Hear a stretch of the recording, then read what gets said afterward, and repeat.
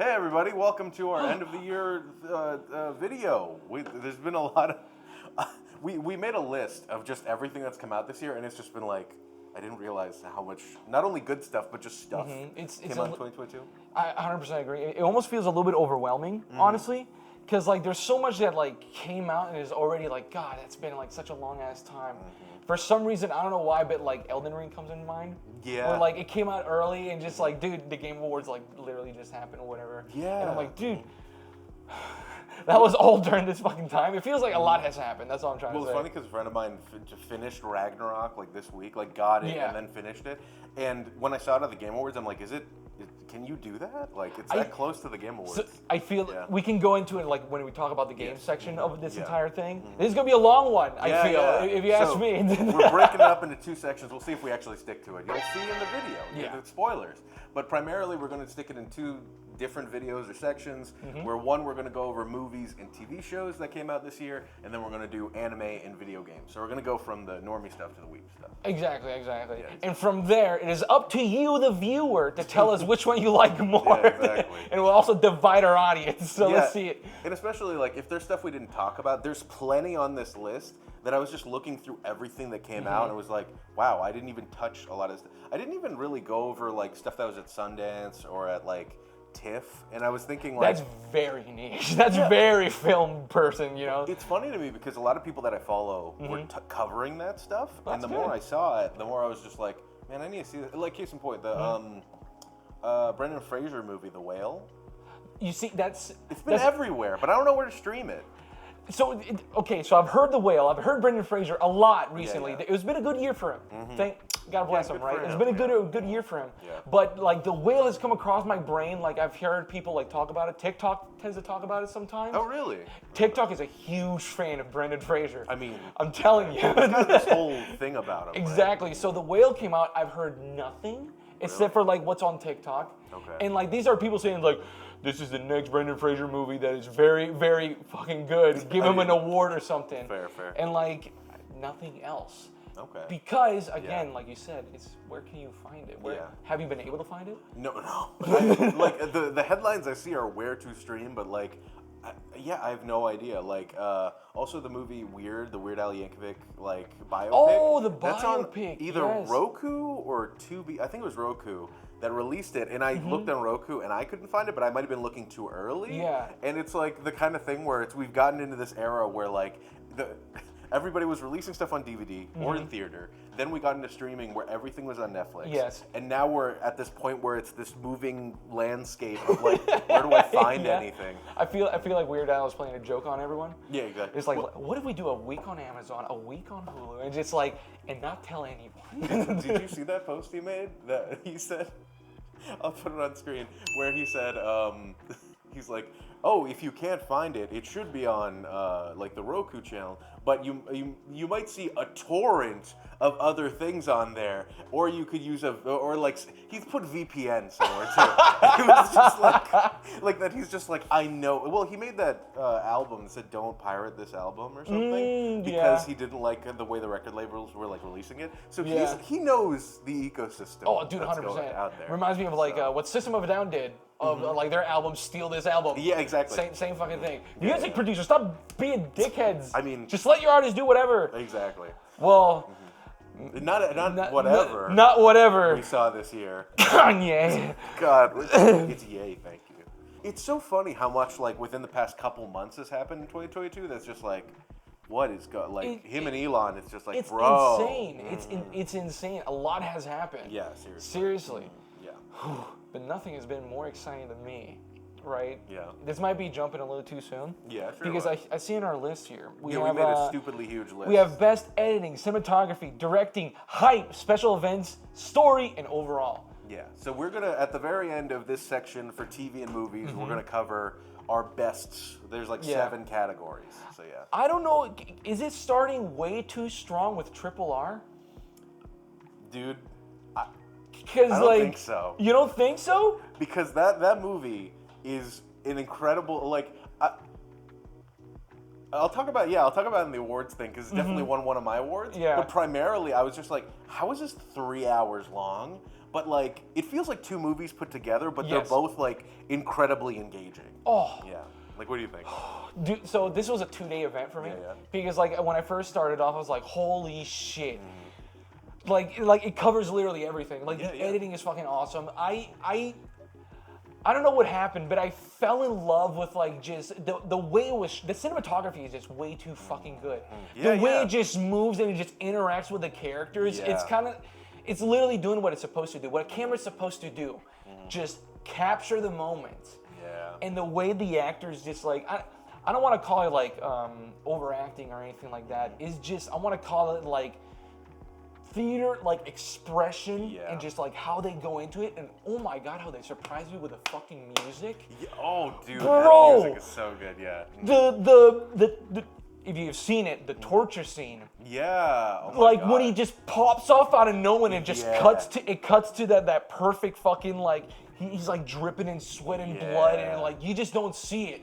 You just don't see it I weirdly coming. teared up, even though it's like, I was just like, this is. I don't even like comprehend the like depth of this. It's just so good. The betrayal, the Yeah. fucking just everything just builds up to that moment. It's a little bit after the halfway point too. Yeah, yeah. But that's what I love about it is the fact that like there are parts of it that are just so like elevated. Like the world that they're in, and it's like a Bollywood, even though that one's Tollywood, I think it was, like something like that. I believe so. Yeah, that it's so funny to me that like it's such an elevated movie in the way that like brings this extra level of like surrealism to it.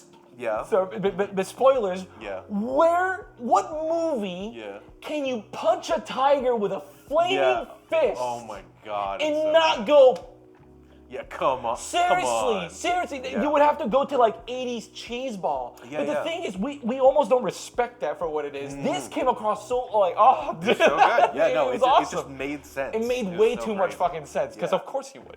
Of course he would. You serious? You couldn't do this in other movies. Yeah. Where they're having this dance battle with a bunch of like rich white kids. Yeah. And they're like literally making tornadoes of like dust come up dude. from the ground. Dust It's has so never good. looked so fucking good. It's so good. And it's funny because like, and that's the thing that I find interesting about it is that it's shot in such a way that feels kind of cartoony. Like everything's more or less either really contrasty or really well lit, like high key, but to the point where you're just paying attention. You're not like, you get the directorial intent with a lot of the blocking and the movement. Yes. But at the same time, like when you see you just are engaged. Like there's nothing that's really distracting you. Absolutely, and I have a little bit of a theory Oh yeah. behind this. Game theory. A little bit of this is my brain swelling, okay? Yeah.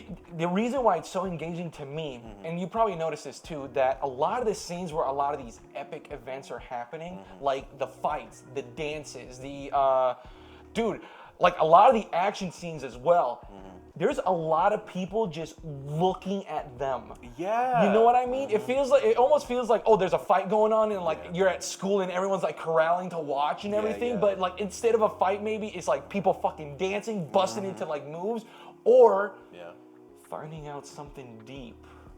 Finding out a lot of shit. Yeah. Like your friend has betrayed you. Yeah. But like twice. Yeah. But it's for the same cause. Exactly. Spoilers, sorry, I don't know that. Yeah, exactly.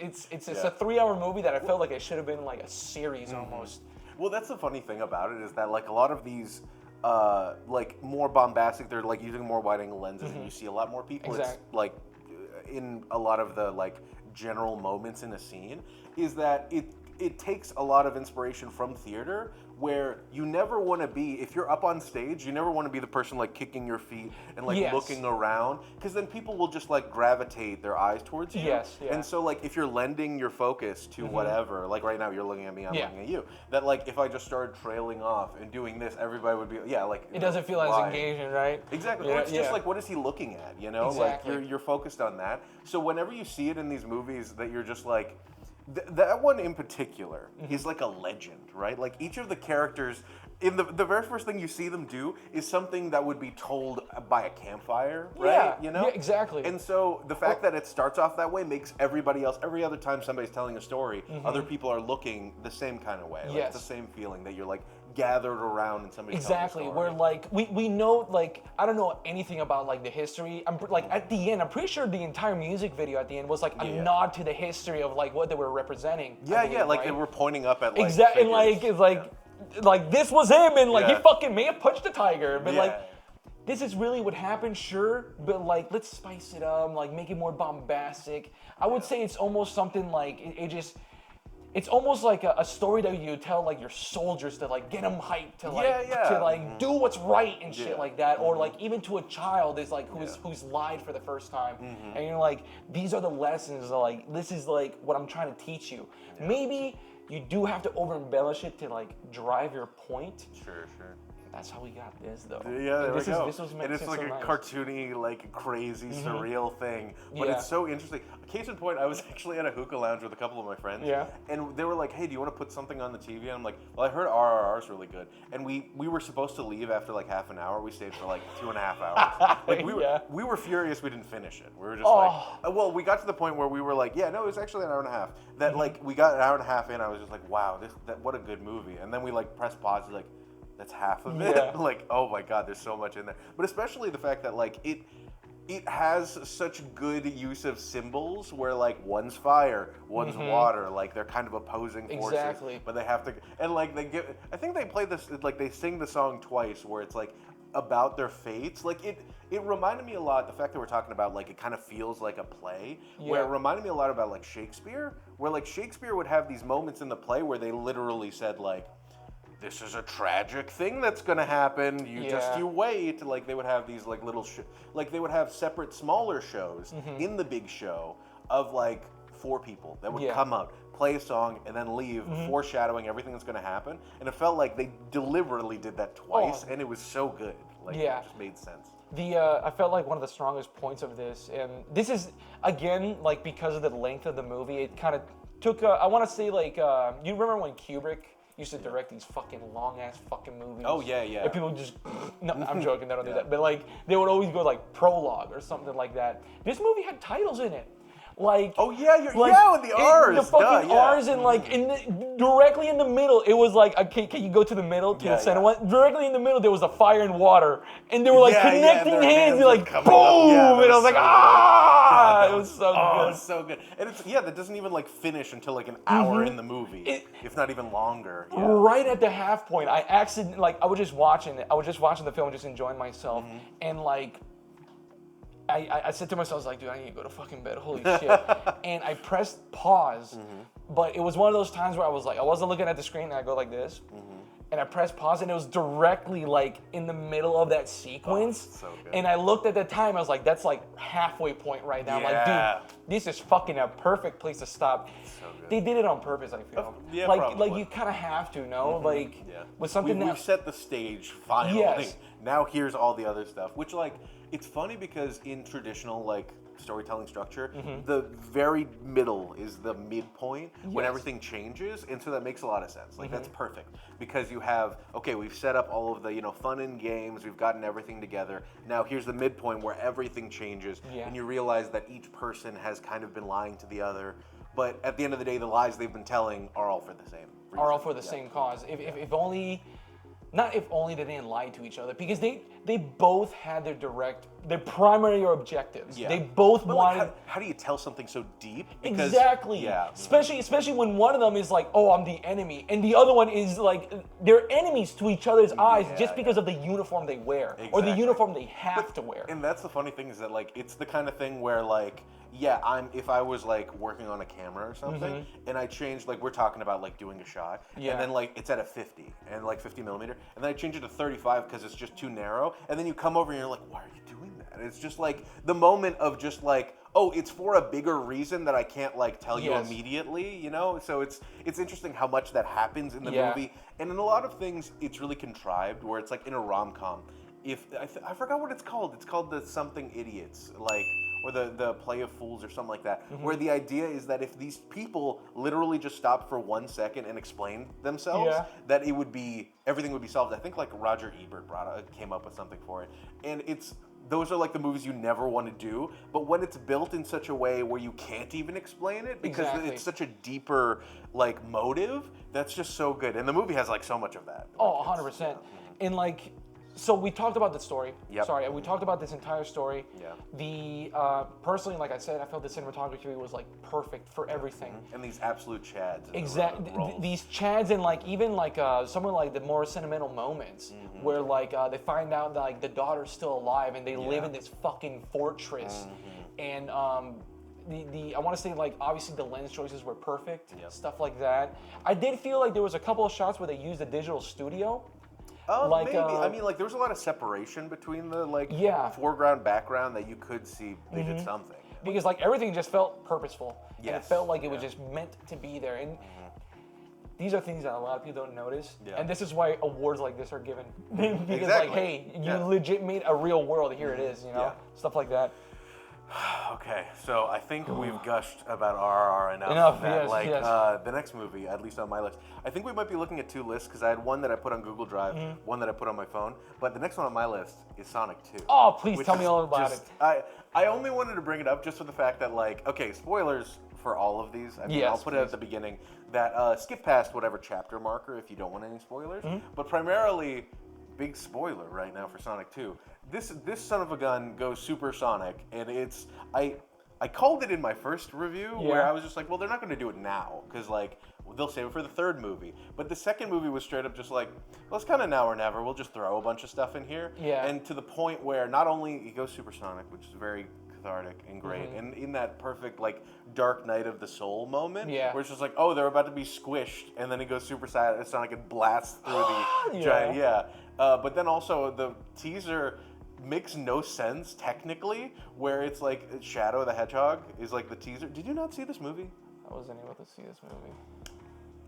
I know. I'm so mad. I know. I'm so mad right now. No, but it's fine. But it's spoilers. No, that's fine. You warned it. I wanted this. Yeah, both those moments happen. And it's the teaser, like the mid-credit scene. Yeah. And they show like a rendering of Shadow the Hedgehog, and it's like it was so funny because the entire movie, I'd already seen it once. Did he have a red moon behind him? Was it nighttime? He's like in a cryo chamber, so they're like a tube rises out of the ground. He's being made at the moment. Exactly. No, I mean like he's technically like 50. They put him in a cryo chamber for like 50 years, so it's meant to be that's where he's been, kind of thing. Like that's the lore, I guess. But primarily, it's just that it's so funny to me that the entire movie, I don't think anybody in the theater was particularly like unengaged. It was just like, oh, this is kind of fun, and we see Sonic and Knuckles and like this whole thing, and how Eggman's manipulating Knuckles because it's this whole thing. But then primarily, once you get to the end, I like it was just nothing but these cool like stuff. That like I was sitting there with my girlfriend and we were watching it and we were like, this was kind of fun. And then it gets to the end after the what do you call it? Yeah, the supersonic moment. And we're just sitting there enjoying it. And I was just like, because I'd already seen it, so I was just like looking at her, just like waiting for the shadow thing to come up. And she was like, that was kind of nice. I'm like, cool. Let's see if there's an end credit scene. And we both, like, I've never seen so much elation in an audience. The entire audience was like, no way! Because, like, Shadow's, like, everybody's favorite thing in Sonic the Hedgehog now. Yeah. After he was introduced. Just a cool, edgy, rides a motorcycle and shoots bazookas and guns. He doesn't even run properly. The motherfucker's got skates. Exactly, he's got Heelys. It's the best thing ever. So, primarily, it was just, like, the entire audience was like, oh my god, this is going to be ridiculous. So now everybody, the reason I wanted to bring up Sonic 2 is just how much I think most people have forgotten that not only there was like a rom-com hidden in the movie, that like everything with the human people, they're literally sent to Hawaii just to be a B-plot. Next to nothing they do matters that much. So don't they literally get married? And like it was like it's her sister. There's a wedding going on, and from there they're just gone. Yeah, more like so they get married, but it turns out that actually was part of the other plot, but not in a way you care.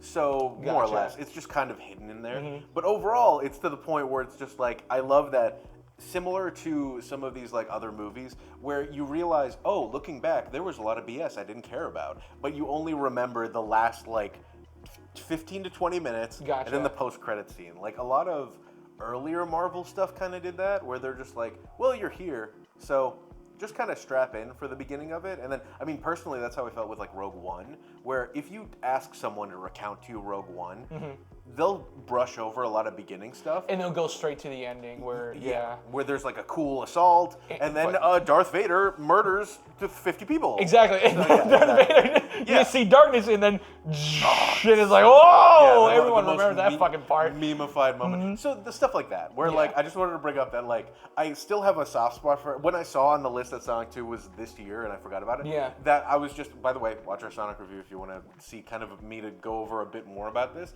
but primarily just how interesting it was that like you don't really remember too much else about this movie. How do you so compared to the first one, how do you feel about the story? Because the first story was more about like Sonic discovering himself, trying to find out shit about himself, fish out of water, living in this fucking strange world, making friends and shit like this.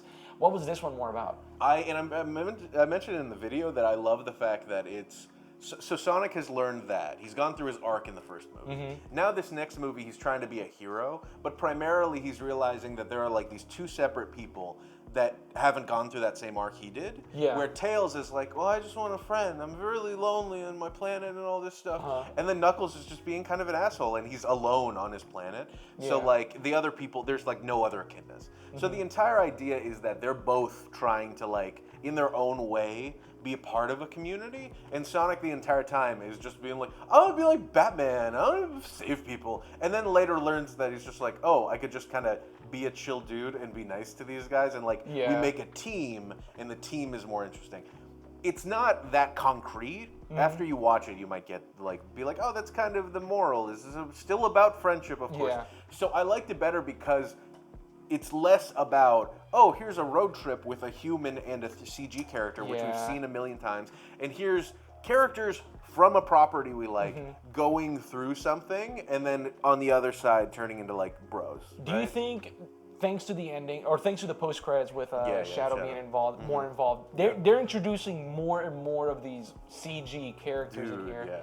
Do you think, like, by the time that the third one, or maybe even the fourth one comes out, it's a successful series now? You have two successful movies now. That are like, I think each grossed more than the last. Yeah, exactly. So like, it's inevitable, right? Do you think there'll be a time where Sonic just goes like, we were besties, but I'm going to my world, and now this entire movie is going to be nothing but CG and the adventures of Sonic and shit like that? Do you think? I hope so, frankly, because there's so much of it that like everybody unanimously, all the reviews I saw were like, we did not need the humans in this movie at all. They were just a B plot, and I mentioned in the video that primarily it's just like, for me, it broke it up good enough that it's just like, cool, it did what a B plot's supposed to do. It broke up these like crazy moments with these other smaller things. But ultimately, it got to the point where it was just like, I would be fine, and I think everybody thought that like, if the A plot and the B plot was just Eggman and Knuckles and Sonic and Tails, it would have been fine. And you can do that in a CG movie, and especially since apparently Jim Carrey might not be returning for the next movie. Apparently he's retired from film, like, acting. Oh, but shit. We'll see. That I would be fine if they just, like, he steps into a machine, like on a green screen, and then turns into a big round egg, and that's it. And that's all they do. You think it'll be like I don't want to say like The Fly, where he's like, I need to go to Sonic's like dimension. Not to show my nerd cred too much, but that's actually what happens. That's what, in the Sonic Bible, which is technically non-canonical, the very first I thought you were going to say, which is technically not the real Bible. Jesus isn't even in once. Exactly. But that in the original one, that Eggman was actually like a nice professor, and he was actually Sonic's like mentor because his dad fucking dies when he's a kid. This is all non-canonical. It's just one person wrote it as like a jumping off point.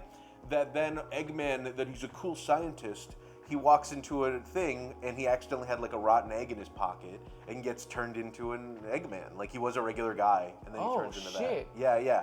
I was literally thinking in my head, it's like, what if he was like taking this portal, trying to get to Sonic? He's like, I packed lunch, I have a one boiled egg.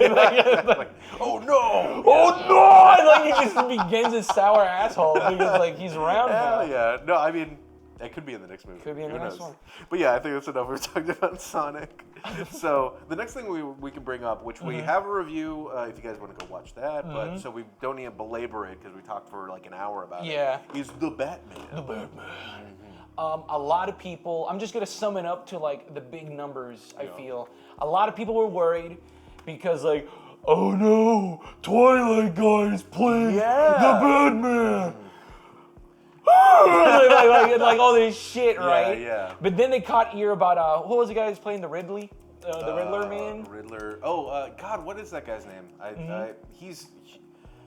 Forgot his name. I don't think I've disliked him in anything, but I know what you're talking about. Yeah. Apparently, somebody taught me that he was in not Eternal Sunshine, Little Miss Sunshine. Yeah. He was the kid. I never knew that. He's the silent kid. Yeah. I would become a mass murderer if somebody said you're colorblind and you can't fucking fly shit anymore. Well, like, it's so funny how much he perfectly fits in that role of just kind of the person that's been, just dejected and constantly fed crap. Yeah. And then, I mean, the movie does an incredible job of showing, like, what does the average person, kind of similarly to Joker in a weird way, where it's just like, what is the average person when fed nothing but, like, terrible situation their entire life in this horrible, like, world, you know, like they're in their Gotham City is disgusting. Yeah, they simmer in their own self-loathing, and something needs to be done, right? Yeah, and all you hear is that there's a Batman that's going and beating up people and solving a crime. Like, he's not doing anything to help the people. People like us, people who they think they're deranged and shit like that. You know? And it's like, it's incredible how much like they use a lot of the stuff of the time where they have like a little forum and he's doing a live stream to his like couple hundred followers. And it's funny because they show that he has a couple hundred radical followers. Yeah. But the point is that, that might not sound like a huge number to like a YouTube channel or whatever, or like whatever, but you can do a lot. With a couple hundred people. Especially if they're organized and dangerous. Yeah. Like, that's like, it's funny. All this, right? That's just but like half of the fucking thing. And going back to what I was saying, like people were all worried and shit like that. I personally felt that this Batman felt like, and I think you will agree, and we probably mentioned it on their other review, it felt more like Batman because he was doing more detective work. Exactly. He was He's going the like world's greatest detective. Exactly. Like, dude, as silly as they may be, but having like contacts on your eyes and like, unfortunately, endangering your friends and colleagues, like, for something like that, it sounds like something Batman would fucking do. Right? And just at the end, to be like, no, I had everything under control. It's like, all right, dude, sure. Cool, thanks, bro. Exactly.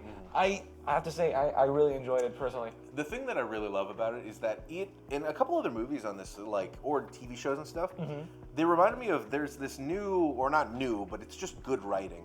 When you have an idea, like you come up with a concept, and then you start thinking, where could this go on a grand scale? To the point where, okay, cool, well, we have Batman, and if we do year one Batman, which they basically did from the comics, where the idea is like, what if you have someone that's really into themselves, they're very just about their own world, so they're selfish, like you said, and they're doing this whole Batman thing, they're doing a detective thing.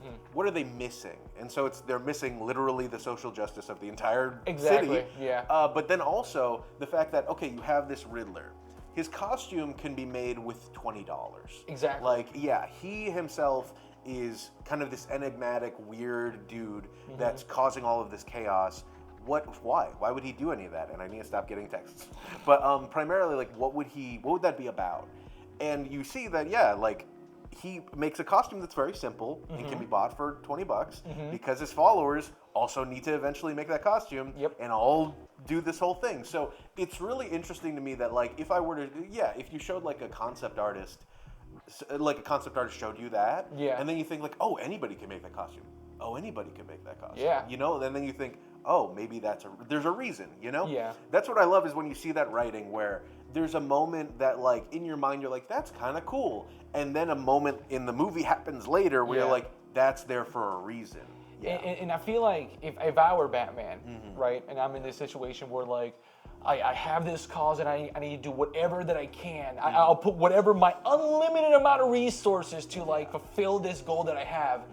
But there's someone that's borderline equal to you who has no resources, a laptop, and a couple of friends. It's a little fucking scary, it topples, you know? The world. And especially the fact that, like, that's the amazing thing is that, like, I've found that in most movies get by on their reveals, you know? Like, you have a reveal of a twist or whatever, and even though, like, if I were writing this down and writing a story, it'd be like, well, there's a group of 300 incels on the internet, you know? and then I can start there. But when you build your world around that, and then you don't reveal it till the end, is just good writing. And you're just like, oh my god, this has been here this whole time. That's why all these things have been happening. And so that's just good writing. And I appreciate the fact that this felt like the most tightly written Batman that I had seen, to the point where like there was a deleted Joker scene. Did you see that one? Did we talk about that?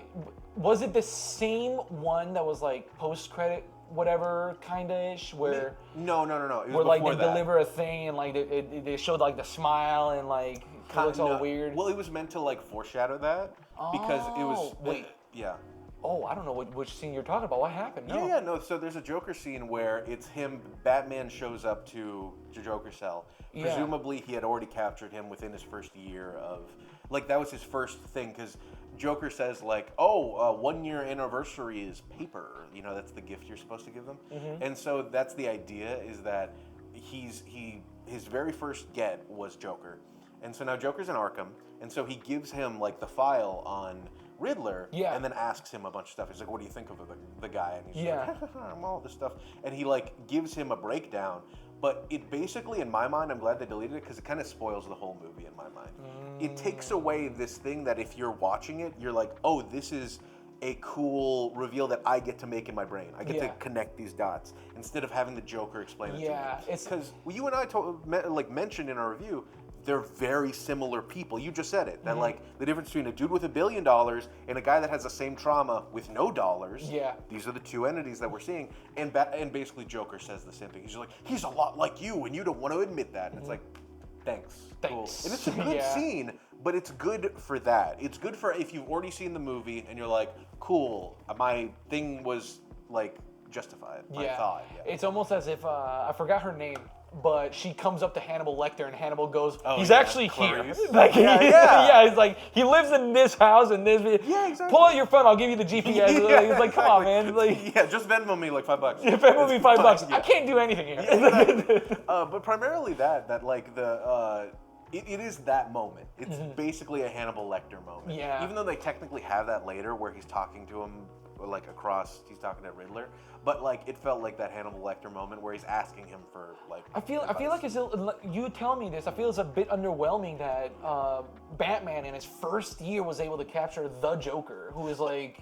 But like it's that idea that it's their first time doing anything, both of them, and they're meant to be like these foils, and that they're both trying to do weird shit, and eventually will do it. So the Joker's fucking scary in that point, then, because like he's been in this cell, and as soon as he comes out, he's gonna do something that can probably almost near topple Batman. Yeah, it's like primarily in particular, like he's all deformed, like he's got scars everywhere. So I think the idea is that he fell in the vat of chemicals, and so he just went crazy, and he's less organized about his craziness, and that eventually that might happen. But that's all speculation. We'll see. That's all speculation. We'll see. If you want to hear more about that, watch our video about it. Yep.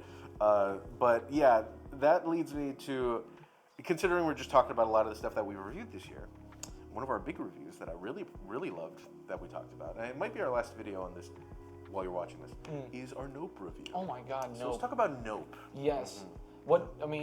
What hasn't already been said? Yeah, especially in our review, we covered a lot in that video. The inspiration that he's been having. I finally saw the video. So this motherfucker, dude, he's the best boss ever. Jordan Peele. He would be amazing. I saw the TED Talk thing that he did. Is like, here's his audition tape where we told him how much we liked him, and like, dude, his face is like, so yeah, that would require us to rewrite the story, and he's just. They're not gonna do that. Like, and then another rejection. Yeah, it's so we're gonna do that. They both start crying. It's and it's so like beautiful. So nice. It's really beautiful. It's a beautiful moment, especially seeing that because I watched a couple interviews. There was a round table with Jordan Peele, one of the Davids from Everything Everywhere All at Once.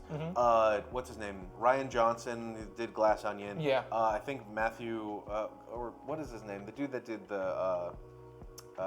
3 billboards outside, whatever. The meeting of the minds. No, but it's great. It was a great roundtable discussion, and they're talking about like the Davids, or that one David and him are kind of going back and forth about improv and like how useful it is on set. And it's just like nice to see how Jordan Peele is just kind of like, I came from an improv background and it serviced me a lot, and showing that he's just like, no, I kind of get it. I get where these people are. I did a lot of acting. I did a lot of the stuff early. I know what it's like, and it's so nice. I feel like, and how can I say say this. Usually that doesn't work a lot of the times. Yeah. When somebody steps out of their comfort zone, Yeah. or I'm not gonna pretend like I know Jordan Peele or anything like that. Yeah, right. But like as someone who I saw him like in Key and Peele, you know, doing his thing, improv. I believe he also did stand up, didn't he?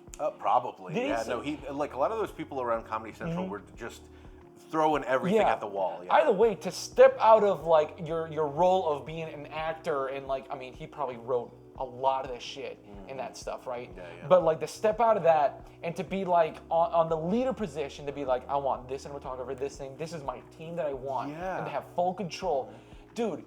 I He feel makes like it look easy, like seriously. Hollywood motherfuckers don't give anyone a chance, I feel. Yeah. So I feel like this is a stroke of like, not only just like luck for us that we have like him to direct and make all these fucking things for us. All these wonderful toys All these for wonderful us. toys for us. Oh, dude, Christmas came early. I want to see someone get sucked up by a fucking entity like brothers. I love that. I want it to rain blood on the fucking like, dude. God, what a scene. Yeah. It just everything about it, like editing, talk, everything is just super immaculate. Yeah. To me, I think the best part about it too is advertising. Yeah. Seriously, just people like doing that and then just You just from Jordan Peele. from Jordan Peele. And it's funny because like a lot of people had a lot of theories from that trailer, and I think that's like the first thing we talked about in our video. But like, it's incredible to me how many, like he just from the outset knows how to take all of these desperate elements and put them together to the point where people have been doing nonstop afterwards of just making cool like posters and basically just being like, this will be in the Criterion collection, I swear to God. In particular, my favorite one was that someone made like a black and white poster that showed Jean Jacket over the house in an angle that made it look perfectly like an eyeball, and I'm just like, amazing. Yo, Yeah. okay, I see that. It's kind of fucking scary. Mm, Like I'm it is imagining being on my terrifying, horse and just Yeah. what incarnation? Yeah. It's like And he's God and like yeah. And he's gone on record. It's just amazing. G Jacket looks like the hat. He looks like an eyeball. They call him the viewers. It's amazing. I love it so much. It's a very, very good fucking movie. Yeah. And the one thing that I do also want to mention in that round table discussion, I'll link it in the description, is that he mentions, we brought it up in our video, but I wanted to bring up also that he was talking about what a bad miracle is. And I think I asked you that question. Yeah. And primarily he was saying that like, it's so funny, him and literally everyone else at the table, because you know that these movies take like 4 years to fully produce, like go from pre-production to post and like release, is that all of them were saying like, yeah, around 2016 I started writing this. Several people at the table were saying like one of the Davids, who's just like, yeah, I mean that's kind of what led us to write Everything Everywhere All at Once. And then like a couple other people were mentioning that, and him in particular, he kept saying like from 2016 till COVID, and including COVID, he's like, I just kept seeing all these bad miracles, which were, what if there's a miracle, something that shouldn't happen, but it's awful. And so it was good hearing him talk more about it, and like, since the movie has been released and there's been so many think pieces, I feel like he's more open to just be like, yeah, here's kind of what I was going for. Yeah, it's the whole. I feel like the concept of a bad miracle has been around us for a long ass time. Yeah. It's just we finally have like a good name for it. Yeah. Because like this is something that I feel like Like anything you just watch on the news and you're like, just done. the news and even in movies, like you see it in a lot of like these good movies. A lot of these good movies have like what we're calling now bad miracles. For example, Star Wars, when they're like the clone troopers are shooting at them, they just freed Leia, and they're like, oh, we have an exit route. Bah, let's go through it, and they go through it, and it's slowly fucking squishing them out. Yeah. Shit like that. Yeah. It's stuff that like, it's helping us, or like sometimes it doesn't, or it helps us at the beginning or anything like that. But it ends up being another obstacle that our heroes need to overcome. Well, and it's so funny because in storytelling, a good miracle or a bad miracle, like a Deus Ex Machina, is usually referred to as like bad story writing, because a good Deus Ex Machina has been set up. Same thing with a bad one. Setup is important. But primarily, like, the whole point is that, they jump into a trash compactor and they're like, oh, a trash compactor. Oh no, the walls are closing. But right before that, there's like a monster in there, and the monster grabs Luke, and it's the whole thing. And it's a moment that you're just like, what the fuck? Like, what even is this? Who came up with this shit? Yeah. And so it's just like, oh, what a fantastical world. We're in the trash compactor. There's a fucking weird squiddly monster. But like, those moments, that's just like, it's something just happens. And that's the funny thing, is that in writing, you don't do that usually, or you can. I mean, I'm not no writing police, but like, or story police. But the thing that I find funny is that like when you watch it, like people have said this often. Yeah. Is that whenever they're watching the movie, like TV, they think like you can't make this shit up. Like, you know, like if you watch anything on the news, and I think that's like the core of a bad miracle is just like you can't make up, like, you know, life is stranger than fiction, where it's just like, I can't justify any of this. There's no setup to this payoff. I can't make up that I'm struggling I'm struggling in my film career, Yeah. and now I have an entity fucking over me, and now I have to survive this. I have two bullshits to survive. Exactly. Fuck this miracle, you know, like. And it's so good that like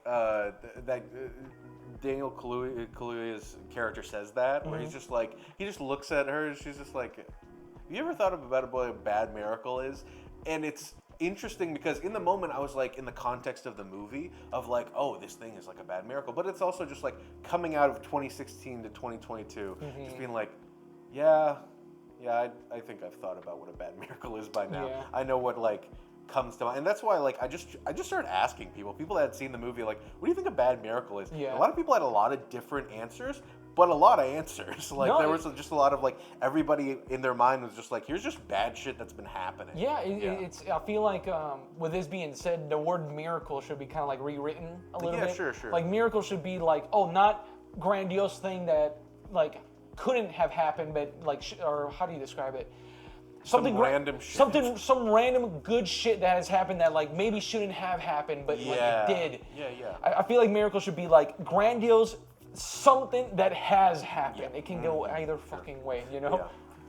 So I wanted to cover that because that was like one thing I felt like we dove into in that episode, but hearing Jordan Peele talk more about it, I was like, there's a little bit more meat on this bone. But nope, I love that movie so much, and I'm so glad that it's gotten the reception that they were looking for. So yeah, I'm happy he's, as well as like, I don't know, people have been poking fun at like that Emerald when she does the Kira slide, like at the end, and I'm just like, come on, just have a little fun. Come on, they had the opportunity and they did it. I think it's fun. So what if it's a reference that a lot of people get? Like, it doesn't make it cheesy or anything like that. It fit the fucking moment. It fucking fit the moment. Even if it doesn't, I just liked it. It looks awesome. It's just cool. It's cool. Yeah, get out of here. So on that note, the next thing that we talked about and we've done an episode about is Doctor Strange. Doctor Strange. Do you remember anything about it? I remember the horror scenes. I remember a lot of the goofier. A lot of the witch stuff. The witch stuff I fucking love. The images stick in my head. Yeah, I'm not a fan of Benedict. I'm sorry. I'm okay with him being the character. Yeah. I felt that the emotions coming out of Scarlet Witch and like her motives, like how she felt that they're so important to her. Yeah. And like, but how it just fucks up the entire multiverse, everything. Or not multiverse, everything. Madness. It's the multiverse of madness. Yeah, you're right. No, it affects everything. And like, just for something as simple as wanting to see your kid. Yeah. I think this is a nice small return to James Gunn in a way. Sure. Where like people will be more. Sam Raimi? Or? Oh, well, sorry, not James Gunn. Sam Raimi. Yeah, sure. I get those guys confused. They're both pretty good. But I feel like I remember something more from James Gunn. Like the Christmas special that just came out. I was about to bring that up. I fucking loved it. Yep. I personally loved it. To me, it felt like, especially in the Hollywood scenes where they're walking around and like trying to find. And they're just making money. Like they're just making themselves. money, whatever. To me, it felt like. God, I'm getting my characters confused again. James Gunn, Sam Raimi. This was James Gunn. This was James. No, James Gunn was the Guardians one. Yes. Sam Raimi was Doctor Strange. I feel like James Gunn and Batista and I forgot her name. Yeah. They were just walking around the street, just being like, time. let's just have a fucking good ass time. He's walking, he has his camera on his shoulder, and he's like, all right, let's just shoot this cool shit. Yeah. And people were like, oh my god, that's the real Drax Batista. Let's fucking go. So I wouldn't be surprised if they were just fans, probably. If there was a PA just getting their rights and like that's it. To me, this series felt very nice. As someone who isn't like as festive with like the holidays and like and Christmas especially, to see friends try to give that experience to a beloved one felt nice. I felt like it felt really cool. As wrong as they did it, it felt really cool to me. Yeah, kidnapping. But it's so interesting to me because like the entire time I was watching it from the outset, I was just like, this is stupid, I don't even whatever. And I was sitting there with my brother and his wife, and we were watching it, and it was so funny to me that like as we were watching it, something would happen, and we're used to just making a joke while we're watching something. And I made jokes exactly when an actual joke happened, to the point where they're like, Keon, shut the fuck up. Like, you're ruining the thing. Because they had already seen it, and they're like, we'll watch it again, because it's only like an hour. But in particular, I thought it was really funny that, like, as we were watching the thing, I was like, trying to make it funnier when I was just like, just let the thing happen. And as it went over, I'm just like, no, this is good. I'm just being like a humbug about it. And then I let the Christmas spirit in. You know? I don't think you were being a humbug. I think this sounds to me like the movie had a pace. Sure. And like you just immediately knew how to read it. Or it was like, okay, I know the timing and like spacing with like these jokes and whatnot. It just happens to be like, okay, I need to comment on this moment. Yeah, exactly. Which is, I feel like there's nothing wrong. I feel like personally in this movie, I don't know how long they took to make it. I feel like I actually don't know, because apparently the Guardians of the Galaxy 3, a lot of the production on it doesn't look like it's related to this. This might have been like immediately right after Endgame, where they're just like, let's put it together and try to have it ready for right before the third movie. Maybe, because like I feel like especially when like they decorate the entire place. That first scene when they're in the I don't know what planet they're in, but like it looks like it's supposed to be nowhere. It looks like Mad Max, but times a million, where there's a billion towers everywhere. Like the set design looked amazing. Yeah. Right, but you're absolutely right. It felt like a fucking hub, a mission hub. Yeah. That like they go off into adventure. So I wouldn't be surprised that we would see this place again. Sure. I would like to see it again. Yeah, me too. It's kind of nice. It feels like this is the place where like people who get to know Star-Lord, or like, hey, he's our hero. He's helping us. Like if we get to see a little bit more of that. Like if they put it in like Disney World, like I wouldn't mind like hanging around there, just like messing around. That'd be dope. I want an alien to talk perfect English to me and be like, "What the fuck is Chris?" And like I love that. Like I would love that shit. That was nice. Yeah, I like that. And it's so funny because like the first joke that I ruined was when he's just like, "You guys just got those instruments like yesterday?" Yeah. And they're just like stupidly good at it. But like it is funny that set. And I don't know if you saw the show, but did you see Andor? Do you know anything about Andor? That was one of the shows where I was like, I barely remember this character from Rogue One. It was one of those. The main reason why my brother and I were really excited to watch it, and it was because there's the statement that he says in Rogue One not over and over, but like people have memified it. He's like, I've been in this fight since I was 6 years old. And so Cameron and I were just like, we're going to see him at 6 years old. Like, we were just like, we're going to get to see it. And so you do, of course. But in particular, that set just immediately was just like, oh my God, there's no virtual background to them. They're not in a big LED. And that's what Andor did really well. Really? Is that it was, I don't think, they probably used the LED back wall a couple times that I didn't even remotely notice, because it's just on big locations. And they made these really huge sets. And people are saying it's like the best show of the year, just because, I mean, like, everybody that watches Star Wars is like, oh, a really good Star Wars content. This is my favorite thing. Which I agree, it's really good. But in particular, like, a lot of people are just like, this is what I think a lot of people, when they first heard there would be a Star Wars TV show, would be like. It's just a lot of time and effort, and a lot of, like, blood, sweat, and tears went into like every moment in the backgrounds that you see from like the original trilogy. That they just made these cool sets that don't feel like Earth. Yeah, as cool as going back a little bit, as cool as the LED wall was, like in shows like Mandalorian. Yeah, and I still think it's incredible technology. It's incredible technology, right? It still is. I felt like, oh, dude, this looks really good. It looks very fucking cool. I wonder if they're gonna start relying on it. Yeah. So to see something like, I'm assuming this is Disney after all, a lot of budget went to this, and to actually go on location and to make sets and like do kind of stuff. I'm glad that they're doing that. I really am. Yeah. Because like, again, I was just a little bit afraid of that. Because like, dude, I think about that one sad shot. Have you ever seen I don't know if it's real either. It was I think it was from the Hobbit movies. Yeah. Where, dude, he's in a green room and he's looking around and it's like, this isn't what I'm here for. It's like, this is what I signed up for. Well, apparently his mic wasn't meant to be hot. He didn't think he was being recorded. And he said, and I think I might be misremembering this, but I think there is the moment where he's just like sitting there and you can hear him in his mic and he's like, this isn't what I signed up for. And it's like, just small and quiet and sad. Yeah. I don't know if it's real or not. I could be misremembering, but it's just like a sad thought. I feel like as people, you and I, who have worked with a lot of people who like to be in front of the camera. I feel like having actual world interaction helps an actor quite a bit. Oh yeah. Good for you if you don't need it. I'm glad. I'm glad. It makes directors' jobs a lot easier, right? Yeah. But like to have that feedback of the world around you, as much as it may be a plant, whatever. But it could be a plant that the guy leans on to like express themselves more, shit like that. I'm glad they went back to that. Which surprisingly, I mean, that brings up another show that the Kenobi show came out this year. Did you watch that? We saw best segments watched- here. So in a way, Sammy.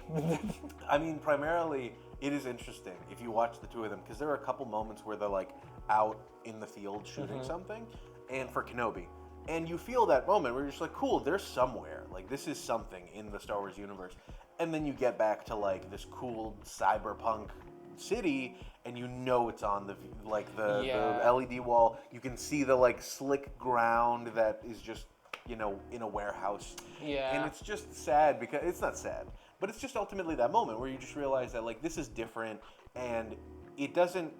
The publicity around these LED walls has made it to the point where like you try to suss out which one's which. Like now when you see Andor, you're just like, this just feels like a movie, or this feels like something that they spent a lot of time in because they did. Like the backgrounds are so much. Originally, you mentioned that this was like the story that Star Wars fans originally wanted from a Star Wars series. What do you mean by that? Like, yeah, so primarily the idea that like when you think of like cool Han Solo, like we might get a Han Solo show, and he's just out and about doing stuff. You want a location in Star Wars where they're out doing stuff. You want all of the like little bits and bobs that you saw in the original trilogy of like, cool, we're in somewhere. There's this like kind of gross, grungy like nature to it, but still alien. Like this is a different world we're in, but you still feel like you're somewhere. Like whenever you go to the Disney place and you're just like, cool, there's like a spaceship. And the problem is that like with these shows, they had to make it like somehow. And from The Mandalorian onwards, they're like, cool, we have this LED wall. Now we can go to all these crazy, amazing locations on a budget. But now they're just like, okay, we did it on a budget. Now let's see what it's going to be like if we can really give it our all and make it like the original trilogy. And that's why I think people were really stoked about this, is because this takes place basically 10 years before Rogue One and before Episode 4. So it is that. It is, oh, we're here. We're in Star Wars right before the first movie. So there you go. You get this like place. I still think a good idea for Star Wars, and feel free to send me a check. I feel like a good like story for this is imagine Jarhead, but with rebels. Yeah, dude. Just a bunch of like nobodies. Like don't get actors that people know. Like kind of like the original Star Wars. No one knew who fucking Mark Hamill was back in the day. No one was. Ford had been in like one thing before that. Exactly, right? Just grab a whole bunch of nobodies to better sell this fictional world. Like, can you imagine if like one of the troopers or something like that took off his helmet and it was The Rock? You'd be like, what the fuck is The Rock doing in Star Wars? They did that. They've done that twice. Where, what was it? Not The Rock, but this ain't Fortnite. But what was it? Daniel Craig, James Bond. Yeah, but you didn't know he didn't take off his helmet or anything like that. Yeah, but like watching it, I was just like, what is that? Why did they do that? And then there was a scene in I forgot. I think it might have been Last Jedi that was deleted that had Tom Hardy as like one of the stormtroopers. Yeah, it's totally a thing. And it's just weird. And you're just like, what is happening? Like, why does this even... But, like, I like the idea of, having your... and this show, Andor does it, where you have these kind of either no-name actors or actors that you've seen in stuff, but you didn't remember them immediately, that are just kind of going around doing stuff. Yeah. And you just see them and you get to, like, let them fade into their character more than actually, being like, oh, that's The Rock. He's Black Adam, and now I'm going to think he's Black Adam. Like, stuff like that. Yeah. Speaking of which, did you see Black Adam? Did you? I didn't want to see it. I saw it. How do you feel? How do you feel about it? Is it okay? It was a constant. My brother and I were just like making memes the entire time we were watching it. We were just joking over and over and over again, and it's funny because you can tell a lot of effort went into it, but it's really funny. And a lot of the reviews that I saw were saying that it would have been amazing in like 2012 or 2010, because now we're at the epitome of superhero fatigue, where everybody knows every one of these characters. So, or at least like their vibe. So you get like Dr. Fate, who's really cool and weird. He's like kind of like Moon Knight mixed with Doctor Strange in the comics. But in the movie, he basically just acts like if Doctor Strange was kind of like a grumpy old man. Like, not even grumpy, just kind of like an erudite old man. You get Hawkman, who basically acts kind of like Falcon / Captain America / Bucky, where he's just kind of like, he has his ideas about morality and stuff, and tries to push on other people. Yeah, and then you get his name's Adam Smasher, which is not great because like that just made me think of Cyberpunk and all the gross stuff that Adam Smasher does in Cyberpunk. But yeah, he is basically Deadpool. He's wearing literally a Deadpool mask, and he's like this comic relief. But he's also Ant-Man because he grows and shrinks, so he's also kind of awkward like Ant-Man. But ultimately, they're pulling from all of these things. Yeah. The only one that I think was really not original because she's basically Storm from the X-Men was Cyclone, and she's just kind of like a nice character. Like I liked her little arc, and her and Adam Smasher have some fun stuff to do together. But it's that. It's really, you're sitting watching this movie, and if this came out when there was nothing like it, which is when they apparently started working on it, and like apparently The Rock said that he was cast as Black Adam in like 2008. So like, really? Who knows? Did people give a shit who Black Adam was in 2008? Surprisingly, yeah. I probably would have. Really? Dude, yeah. I mean, like, at the time, when I heard there was an Iron Man movie, I was freaking out. And, like, in particular, like, Iron Man was my favorite, like, comic book character. So seeing that. So I knew of Black Adam. I knew of these things. So seeing, like, oh, something that I kind of know and I talk about with some of my friends is going to get a movie? So that's the thing, is that, like, back then, oh my God, all of this stuff would have been so new and exciting and novel. And frankly, even now, it's not bad. But it's not amazing. Like, that's the thing that I find really funny about these DC movies is it's like, when the game, we'll talk about it in the video game section. When the game Sonic Frontiers came out, and everybody's like, oh, it's actually good. And then people play it, and they've played like a Mario game, and they're like, this sucks. It's like, no, but to a Sonic fan, this is good. This is what we wanted. Yeah, this works. So primarily, that's what it feels like whenever you go see a DC movie. It's like, I can sit here and not throw up. Wow. Yeah, exactly. Yeah, that's good. That's good. That's my problem is that like, that's what Black Adam felt like, is like, this is competent. I enjoyed it enough. And there's a lot wrong with it, but like I get what they were going for, but it's definitely not something that's gonna like, you're not. This is the problem, is that I'm not gonna remember the Marvel stuff I saw this year, let alone Black Adam. So if it's like, I didn't even remember the good Marvel stuff. Like case in point, we were talking about like. Did Shang-Chi come out this year? No way. That was last year. That was last. I was about to say. But no that's way. what I mean is that like, let me list them off. All the Marvel stuff that came out this year. Doctor Strange. Yeah. We had Wakanda Forever, which did you see? Oh, that's right. Okay. No, I haven't been able to. I'm upset with myself on that one. I've been wanting to fucking watch that. But like, I mean, I've forgotten a good amount of it. Like, it's pretty good. Thor: Love and Thunder that came out this year. Oh, dude. So. Yeah. Can I say that because we're on that one? Yeah. I started it and I stopped. I mean. I wanted to be one of those people that was like, this isn't bad. What's your problem? It's Taika Waititi. I'm sorry if I said his name wrong, but I may be able to smell the alcohol through the lens. Jesus. But like, it'll be fine. It's fine.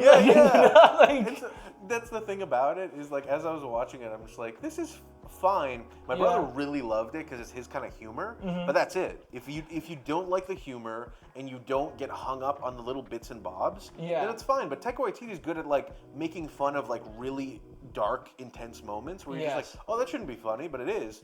The problem is, this is a universe where everybody has like weighed in on like, what's the morality of this or that? What's happening here? What's happening there? And when you make a slight joke that's like pulling at something way more sinister or weird or like, fantastical, then the audience can get pulled out of it because they're like, oh wait, I've spent like 10 years thinking about this. Why are you doing that?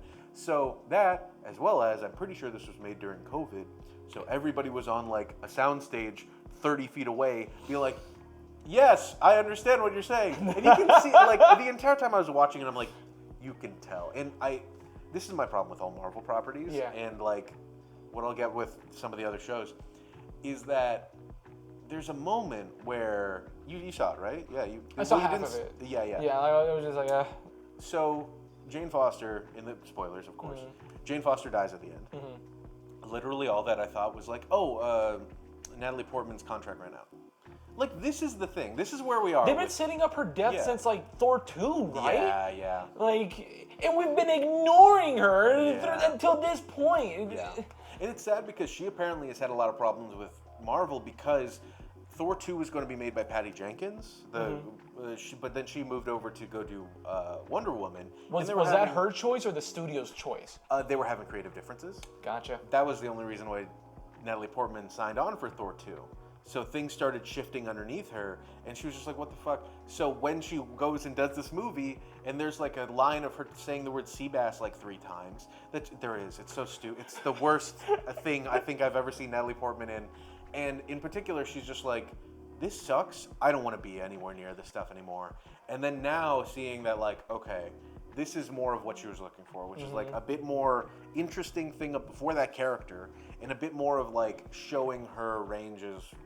I frankly think they did a good job with her. Yeah. But the problem was that both her and Gore, fucking Christian Bale, I don't think got enough time. Like, they could have been really great, but they kept cutting back to Thor. So here's the thing with Gore, right?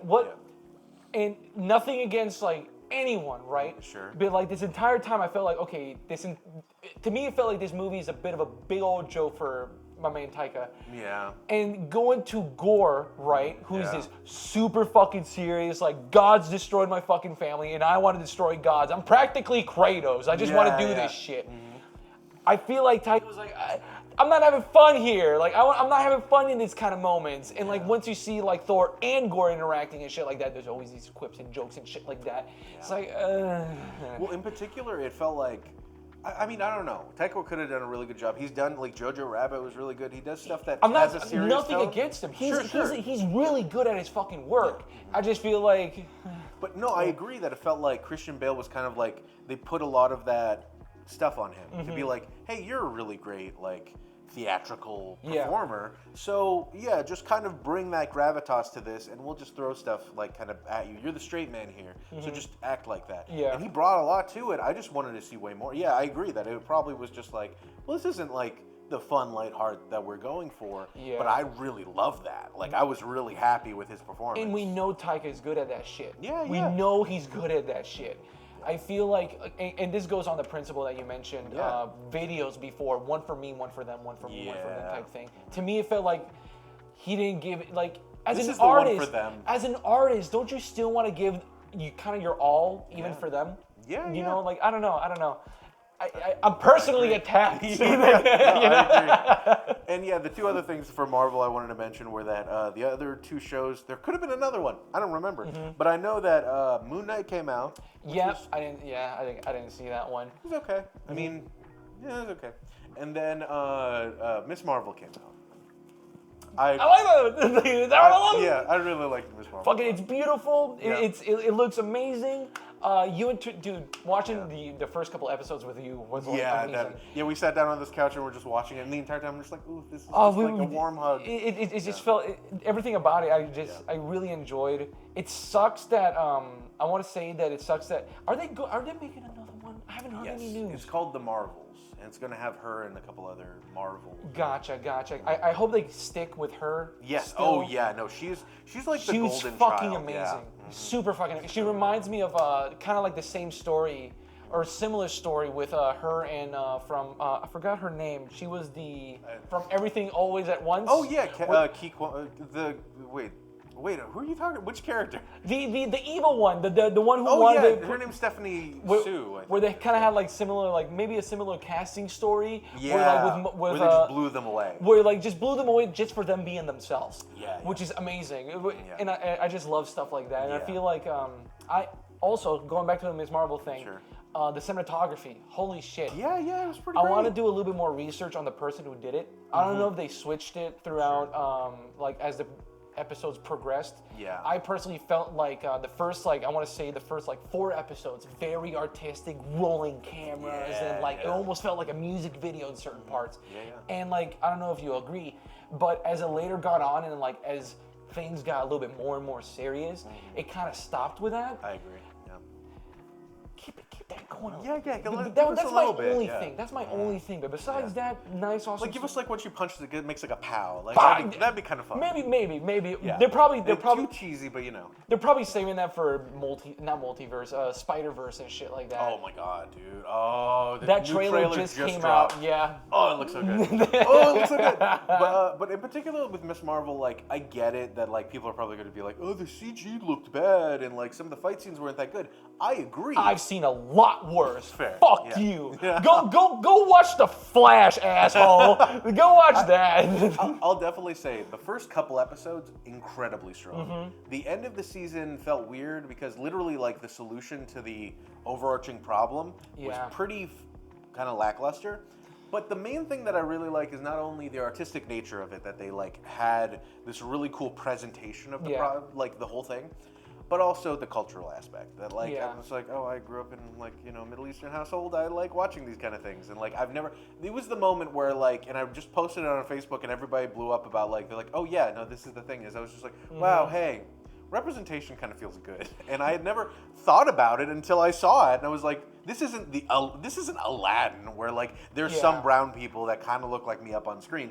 This is straight up. I've heard this stuff in my household growing up. I get what they're saying. Yeah. I'm not Indian, but I like or Pakistani or any of that, but like I get a lot of that cultural touchstone, and I loved it. I was like, this is awesome." And just to add to that, the most beautiful scenes in that entire series was with her and her family just talking.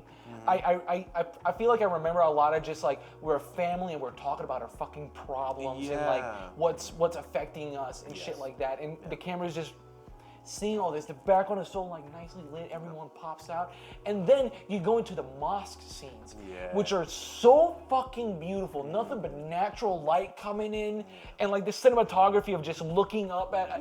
I don't know. I almost want to say that like they're teaching. I forgot his name. But he was kind of just talking to everyone and like, everything just looked fucking beautiful. Great. It looked fucking awesome. It was so nice, and in particular, I just don't think I've seen out of a Marvel show just a straight up like family drama, and it was nice to see. That was the part I liked. The stuff about the superhero stuff was kind of cool, but overall, I didn't really mind.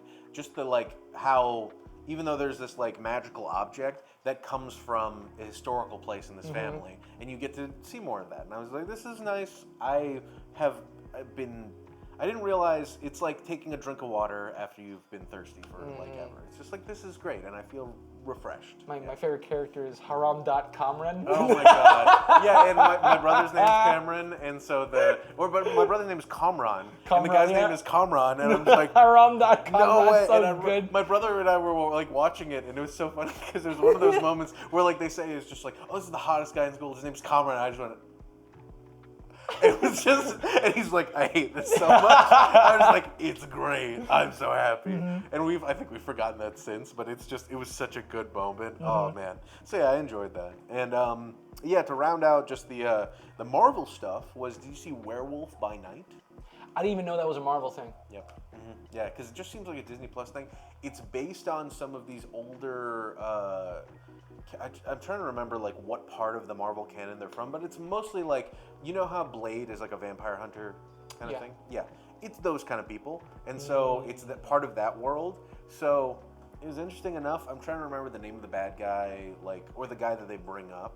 But yeah, overall it was fine. But it surprised me how much people were like ranting and raving about how good it is, and I do agree it's not bad at all. But primarily, people were bringing up that like the cinematography and effects were good, which I agree. It was most of it was black and white, and that gave them the ability to do stuff that was probably more harder to do in color. That's just like, cool. Now we can throw we can throw chocolate sauce on you, and it'll be like blood. And the thing with cutting people's, I don't want to say cut, I guess it is, but cutting people's like. Giving someone limitations inspires creativity, I feel. Agree. Yeah. So like doing that kind of shit, like having it in black and white, like you say, you can hide a whole bunch of stuff. That's why I don't like and I've said this so many times. Oh yeah. I don't like 4K recoveries of shit. Yeah. Give me like original print, but don't like try to make shit pop more. Don't try to like fix anything up. That's how you get shit like in the Exorcist when it was like re-released on Blu-ray and shit like that. Some of the shit just doesn't. feel as good or sell as well. Like a VHS is so weirdly amazing in the way that not only like getting a VHS with all the artifacts in it, but seeing it on a CRT television, you're just like, oh my god, there's so much, like my brain having to make up the detail makes it so much more vivid and the colors pop really hard. But like similarly that I play a lot of retro games, playing that shit on a 4K whatever LCD screen sucks just because, and there's so many of these pictures where it shows like, this is what it's supposed to, this is what it does look like, but on a CRT, the like glow of each individual like parts of those, the scan lines, is just so you can hide a lot of shit like that's the thing with like these limitations, like the Nintendo 64, all these fucking old stuff. They had to do a lot of big brain thinking and like we need to hide this. We need to be able to render this in a different way when people are not looking. Shit like that. Like I love that type of creativity. You can just do a whole bunch of cool shit. Yeah, exactly. So there were a couple other things I just kind of want to round out the movie stuff, and then we can talk a little bit about TV shows. Yeah, I'm 100% go into our award stuff. But yes, I want to bring up a movie. Yes. Have you seen The Woman King? No, I have this on here. I wish I did. The Woman King was fucking great. Really? A lot of people, how can I say, there was some like speculation coming off of it because one of the lead actors decided to leave because of I don't want to say creative differences, but they felt like the history behind like what was going on wasn't represented well or anything like that. Still, I went to see this movie, dude. It was fucking mind blowing. Really? It was in a way like, have you ever seen Ip Man? Yeah. Where like it didn't feel like it was American made. Oh, I love that. It felt more like, okay, here we actually want to pay attention to the action. Here, whenever someone's having like an emotional like moment, it kind of like, it felt to me like a little bit of Triple R. And this is, I saw Woman King first, and then I saw Triple R. Okay. Where like in the Woman King, spoilers, there's a part where like it's kind of hard to talk about. Oh, really? This woman goes into the forest because she's not supposed to give birth. Oh my god. Gives birth, right? Oh my god, wow. And she's like, I'm gonna lose this child. I'm never gonna see her again. But oh my god. What she does is, I will know who you are if a time comes, if I'm lucky enough to ever see you again. She cuts she cuts a hole into like the baby's arm and places a tooth in it. Like a tooth, something that won't like degrade over time. The movie continues, and like we're following this girl who like they considers like, you cannot marry, like you're not like woman enough, basically. It's like you can't be like you can't be tamed, as they say. Whoa. So she ends up joining this fucking like army of badasses, right? And get fucking what? The general's her mom. Oh my god, okay. There's a point where so why aren't you like obeying orders? Why all this stuff? It's like, because it doesn't make sense, it doesn't make right. Yeah. It's like, you said you should fight for what's right. I know what's right and whatnot. And she like does this and she and like it's awesome. hyper fucking it's super awesome. fucking dramatic. There's so fucking There's cool. a lot of good in this movie that I felt like people just like walked away from. Goosebumps, dude. That's rad. The intro sequence was so fucking good, and it drives the point perfectly. Yeah. We're like, we just got done like rating this entire thing, like men, women, children all fucking dead in front of us. We're fucking badasses. We're evil and shit like that. And then it just cuts to like the savannah. Yeah. She just rises from the fucking from the brush, just completely awesome. Just oh, that's awesome. It gave me like Doomslayer vibes. That's so hell like for real. And then suddenly she does like some arm signal and like more, just and like, oh my god. So cool. And like not the worst part. It's worse for them. They just come out of the brush and start fucking slaying and shit. Hell yeah. Just the mythos, the story. It felt like you said, kind of like Triple R. Like this is a historical event that happened, but let's make it more legendary. And I liked it. It was very cool. I recommend watching it. I need to see this. I recommend watching it. The action was really cool too in it as well. Oh, I have goosebumps. I need to see that movie. Jesus no, you Christ. should. It's really fucking good. It's really good. Because I mean, the next movie that I wanted to talk about. Well, there was 2 animated movies that I really liked this year. Which one? So one of them was Turning Red. Do you see Turning Red? I saw Turning Red. I really liked Turning Red. Yeah, I personally really liked it.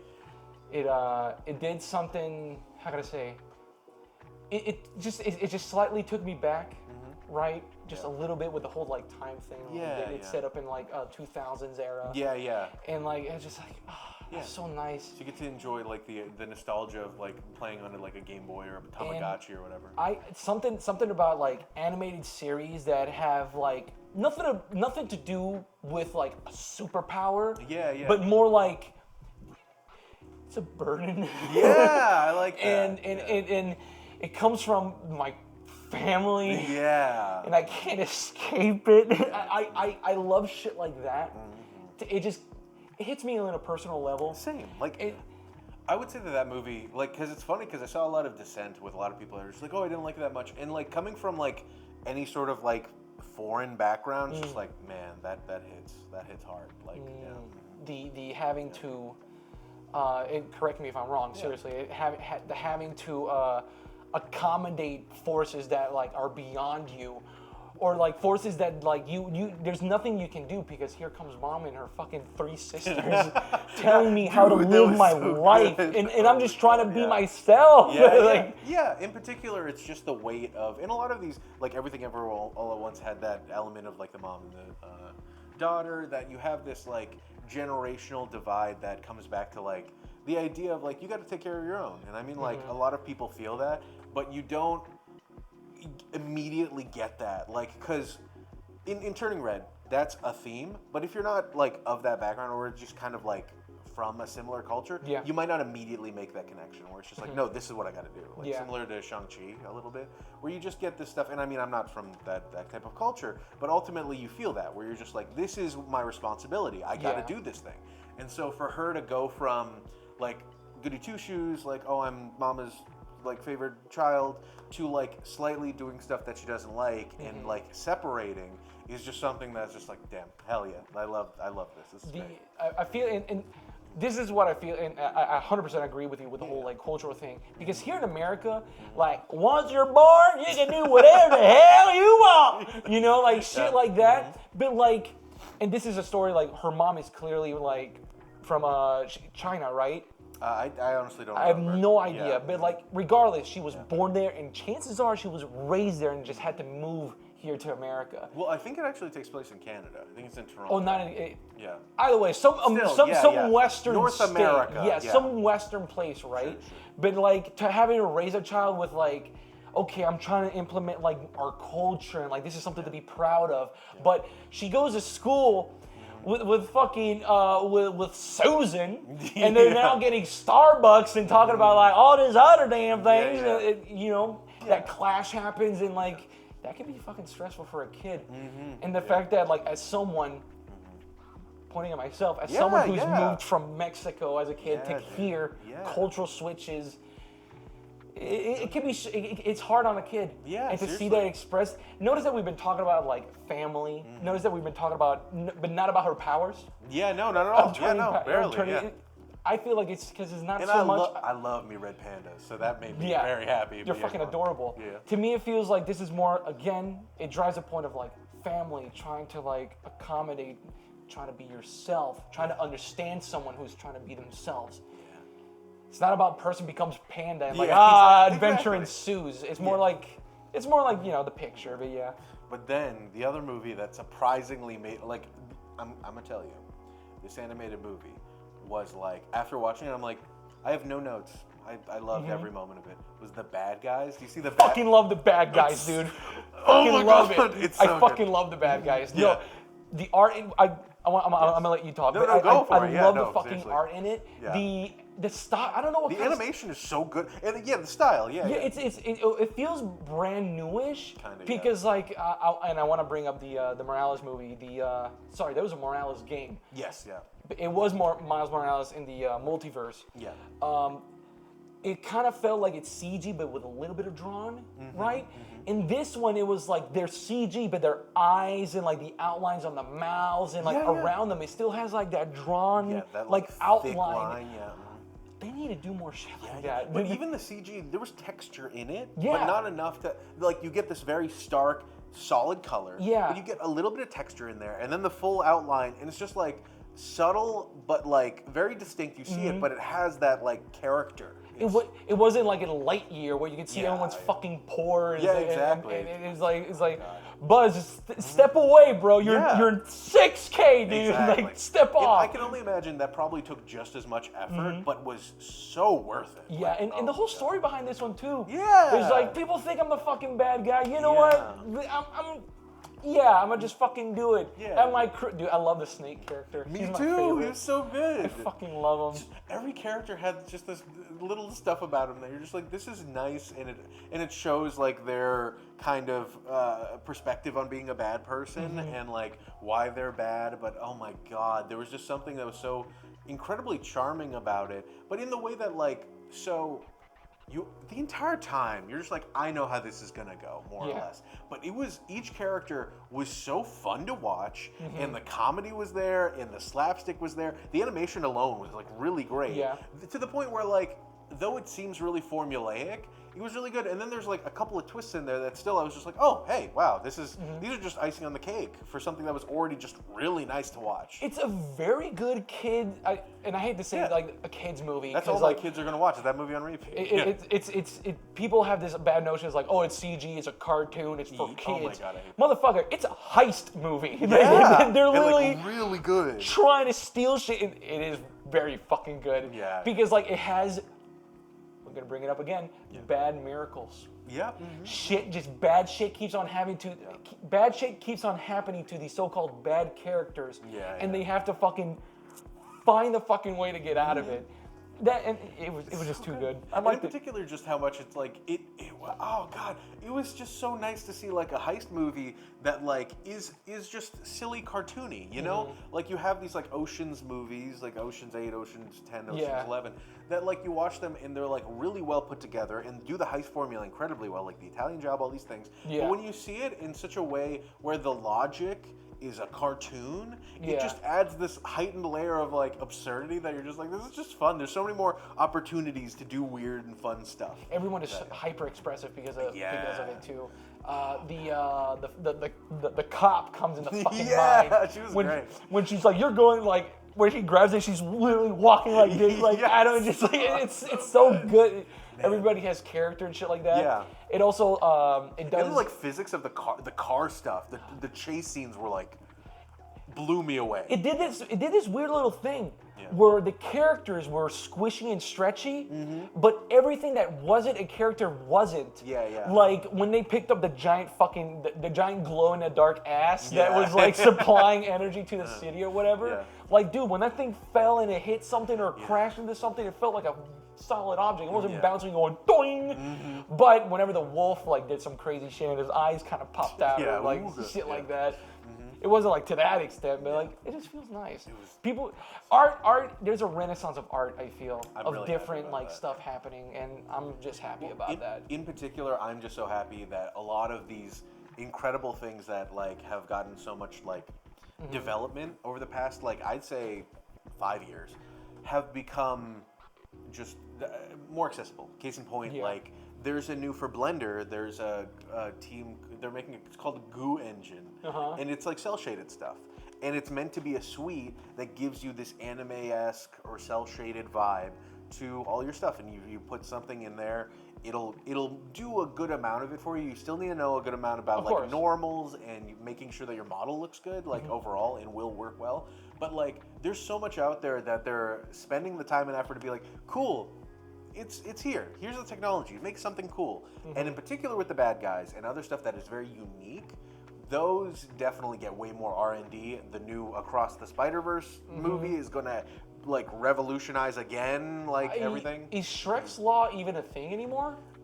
Well, that's a good question. Like remember the whole thing is like, oh dude, it's going to take a billion years of fucking render. How do you render Enter the Spider-Verse? Yeah, exactly. Because Shrek's Law, for anybody that doesn't know, is that every movie doubled. It was either double or tripled or 10x or something. It was like a magnitude worse the render time. So Shrek 1, if one frame took 10 minutes, then Shrek 2, it could take 20 minutes or something. Yeah. And so to the point where the problem with that is that the more render time that you need, not only you need more machines, you might need a render farm, but the problem is that then, cool, I worked on this shot. Good luck to me if I want to change it later. you know? Like, it just gets worse and worse. To the point where, like, Shrek 4 was a travesty. Or Shrek 3, I think it was. Yeah. There's one that was, like, really bad. But it makes sense, because it's just like, what are you even going to do? And, like, what are they trying to render in those fucking movies anyways? They're trying to render, like, an ogre's pores and all this other shit.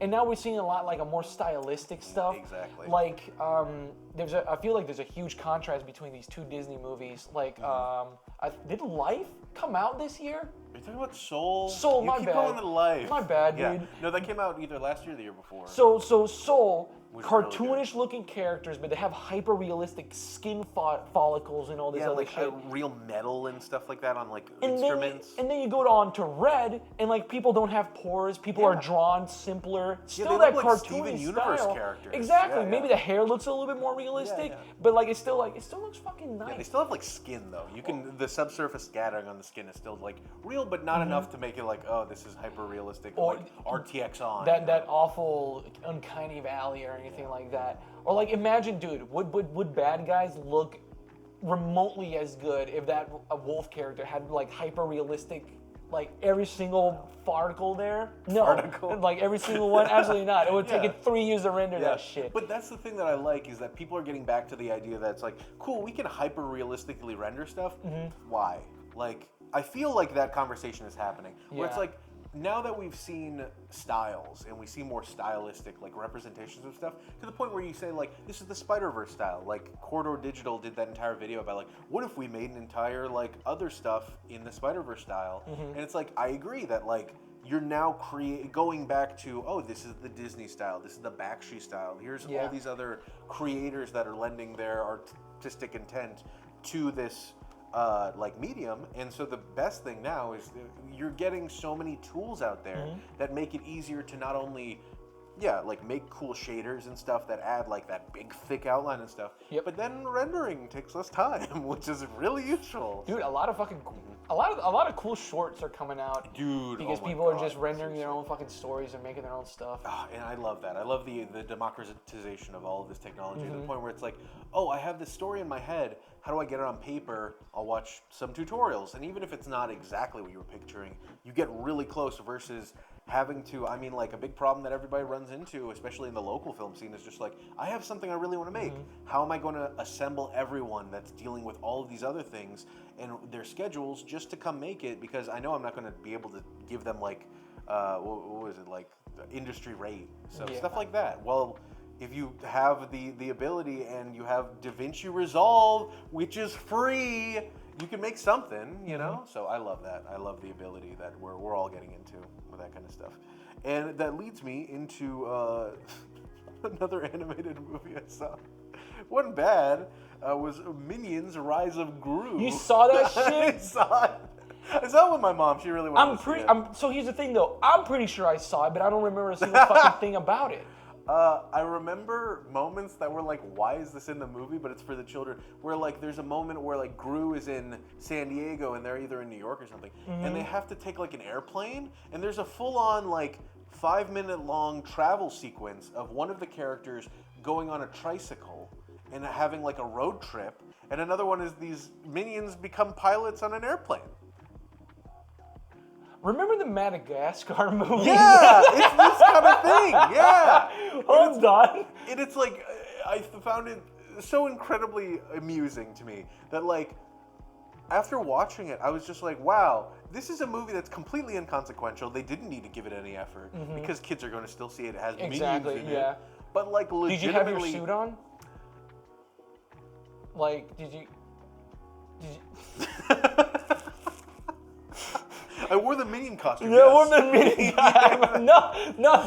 Do you see the meme of people dressing up like they're going to the Oscars and shit? Yeah. I can imagine you with your mom just like hands on arm just walking to see this movie. Exactly. I don't get why. Well, the one thing that I thought was really stupid was how much they were sneaking in bananas. It's like, why are you doing that? But like, yeah, wearing a suit to go to the movies, like, have fun. Enjoy yourself. Do it. Just don't be rowdy. Yeah. But it blew my mind how good the characterization of all the bad guys were, where like of the Sinister Six or whatever they called them, that like each of them had like a little thing. Like one of them was a nun, the other one was like had claws. It was so fun. It's the whole.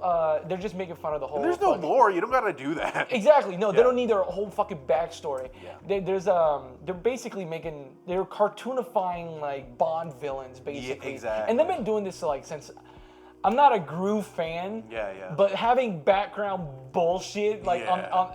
it's kind of like a thing. I'm pretty sure I've seen. I almost want to call it the Despicable Me. Yeah, Despicable Me 2. So many fucking times.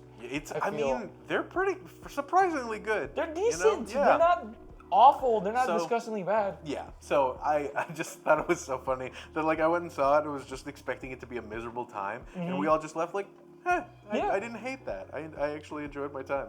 And then the two last things. There's so many bad movies on here that we could talk about that are just like. That can be like at the end when we talk about the winners. Yeah. Compare them to the losers. Exactly.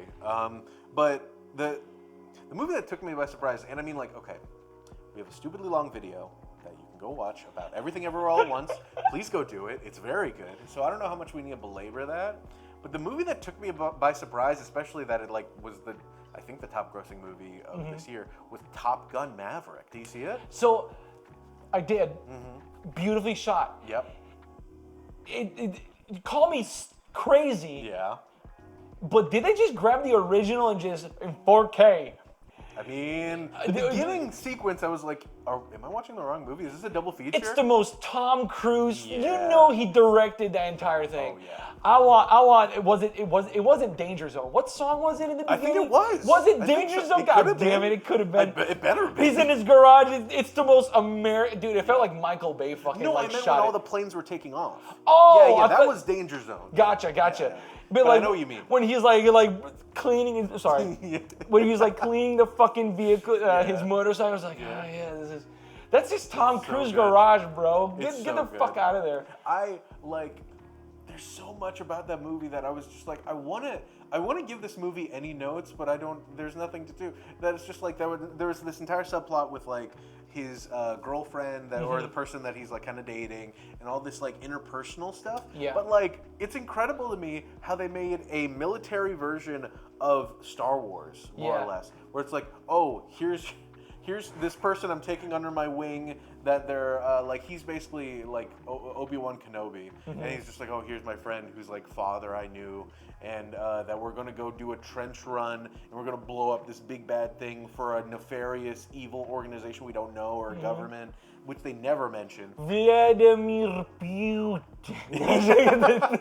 But they deliberately are just like, this is a nation. They never say what it is, which is probably smart on their part. But then also that like all of them are like stormtrooper basically. They're wearing these crazy outfits and they have these like badass new whatever to defeat Metal Gear. Yeah, like exactly. some bullshit like that. Yeah, weapon to defeat Metal Gear. Yeah. And then they're just like 6-shooter, more than enough to kill anything that moves. And so I appreciated how much it was just really clean. Like the movie just went, and it wasn't like anything remotely like, I wouldn't say offensive. It was just primarily like there was no moment that I was sitting there that I wasn't like interested or entertained. Yeah. I feel. Yeah.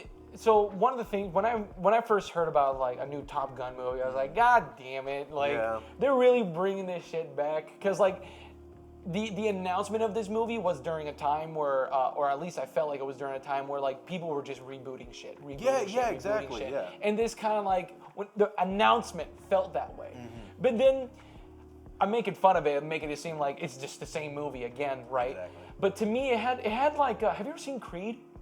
Yeah. It had some Creed moments. Yeah. Where there was like, dude, like, are you sure you want to like? You can quit any time.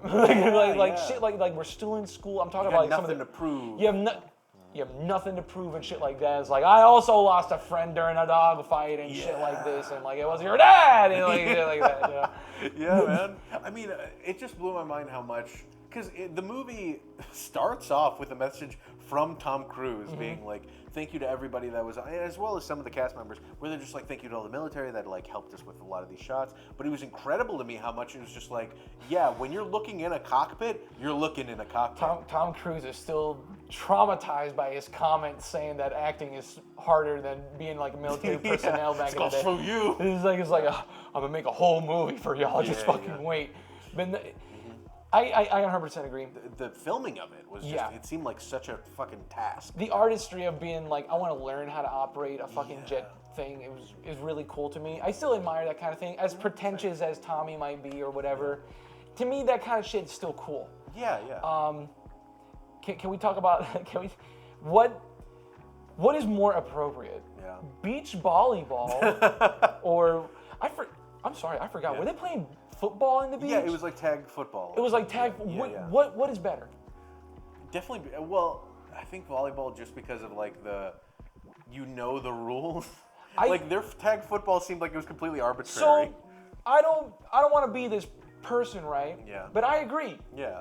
To me, being part of like a community, right? I feel like shirtless volleyball is a lot more powerful to me.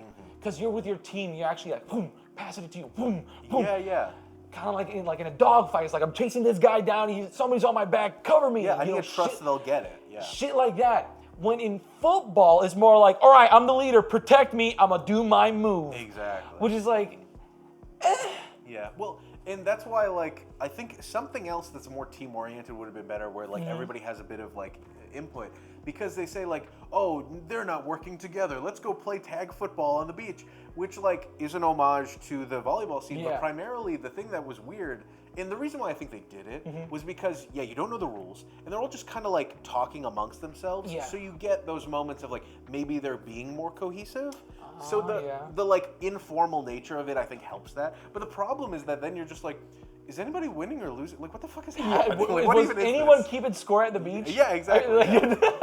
But it definitely gave the vibe of like what I think they were going for, which is just like arbitrary thing where everybody just gets to blow off some steam and can talk to each other like with no format, so that then next scene we do whatever. Yeah, I think it would have been funny if they showed up with a volleyball and they're like, get the fuck out, get that out of here, dude. He like pops it.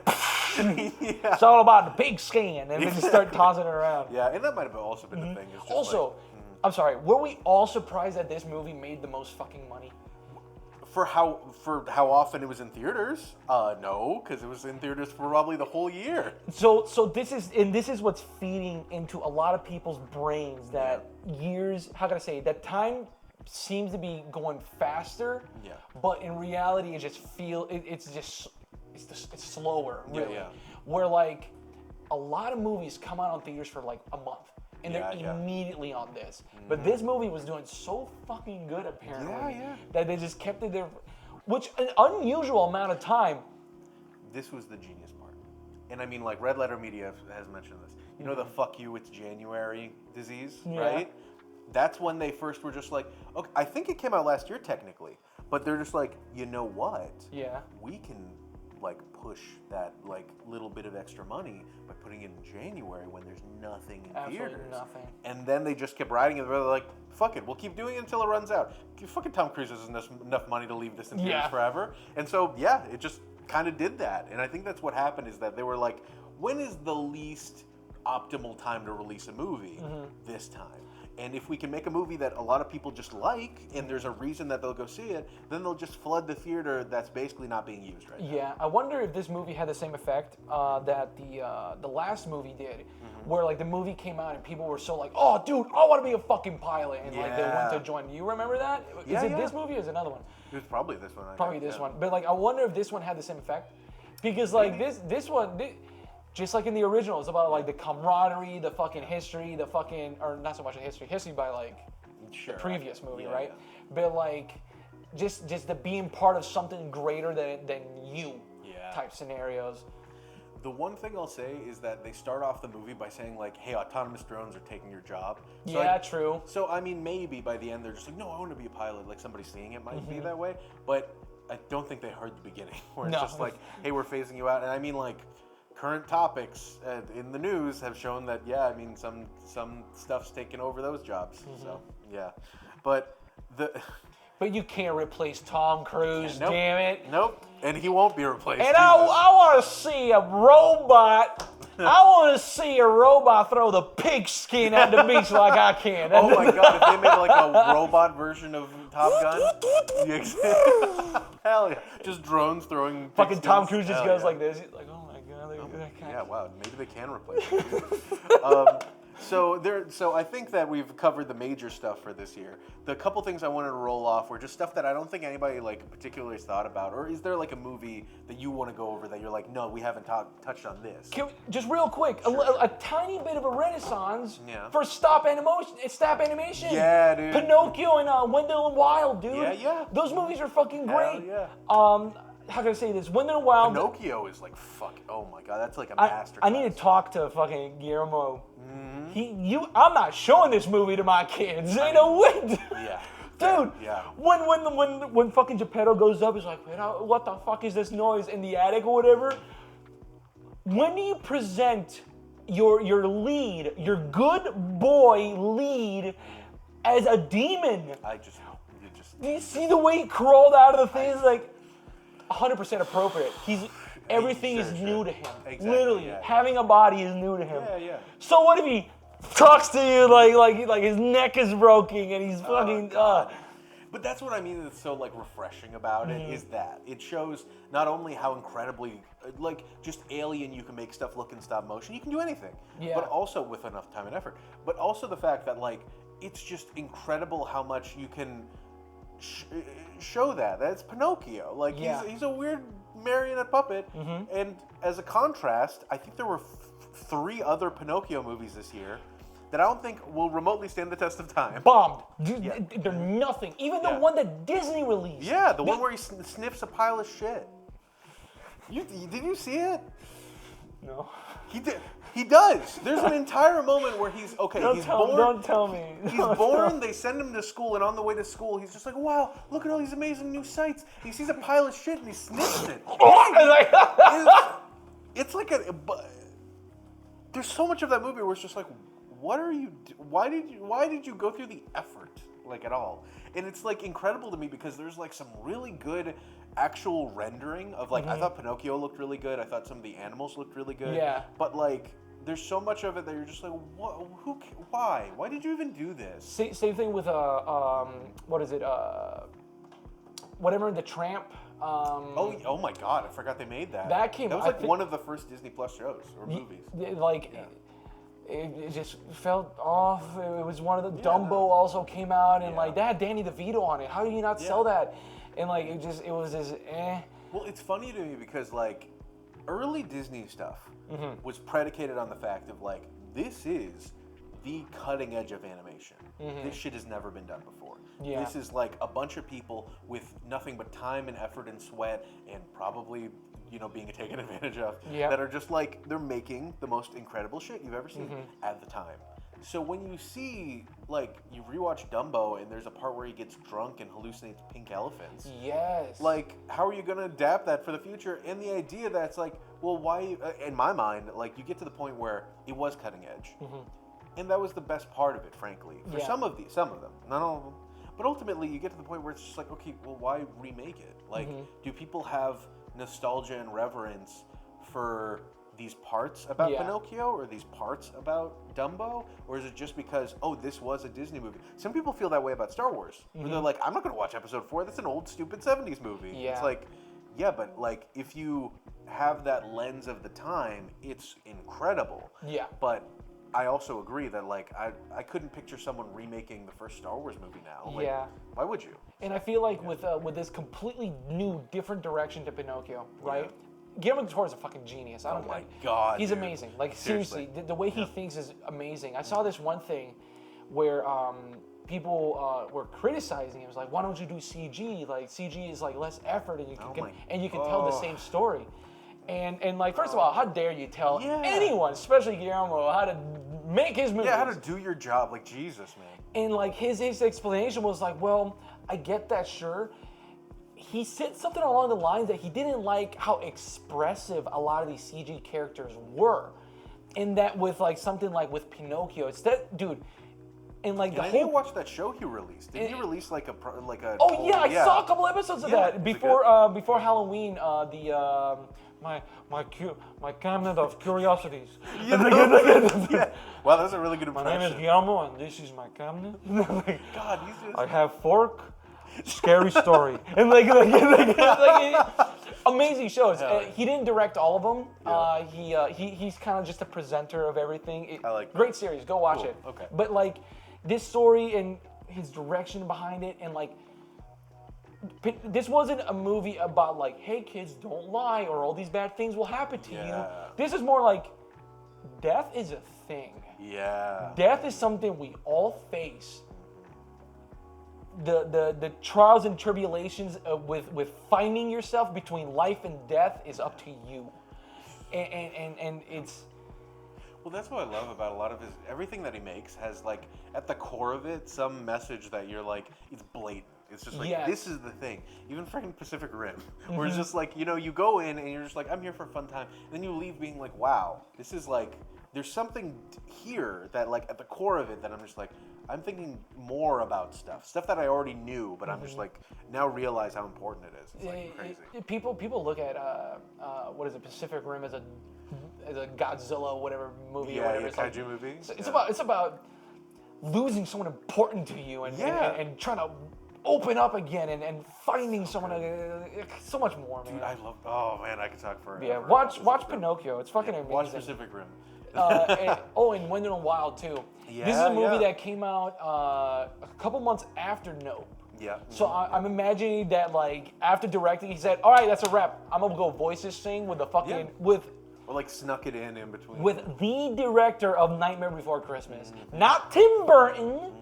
The director of Nightmare Before. I still don't know his name, but hey, no, this was another great like, just super simple story, a nice animation. The amount of work that went behind it, just stupid crazy because you saw it, right? I saw parts of it. That's fine. Where there was like, okay, we have this toy model that's this big, but guess what? That little toy model is on top of another giant, massive, 3 times as big as a normal human toy model, just for like scale and shit like that. Usually, like, and a lot cartoons can do this sometimes, but in CG, scale gets a little lost to me.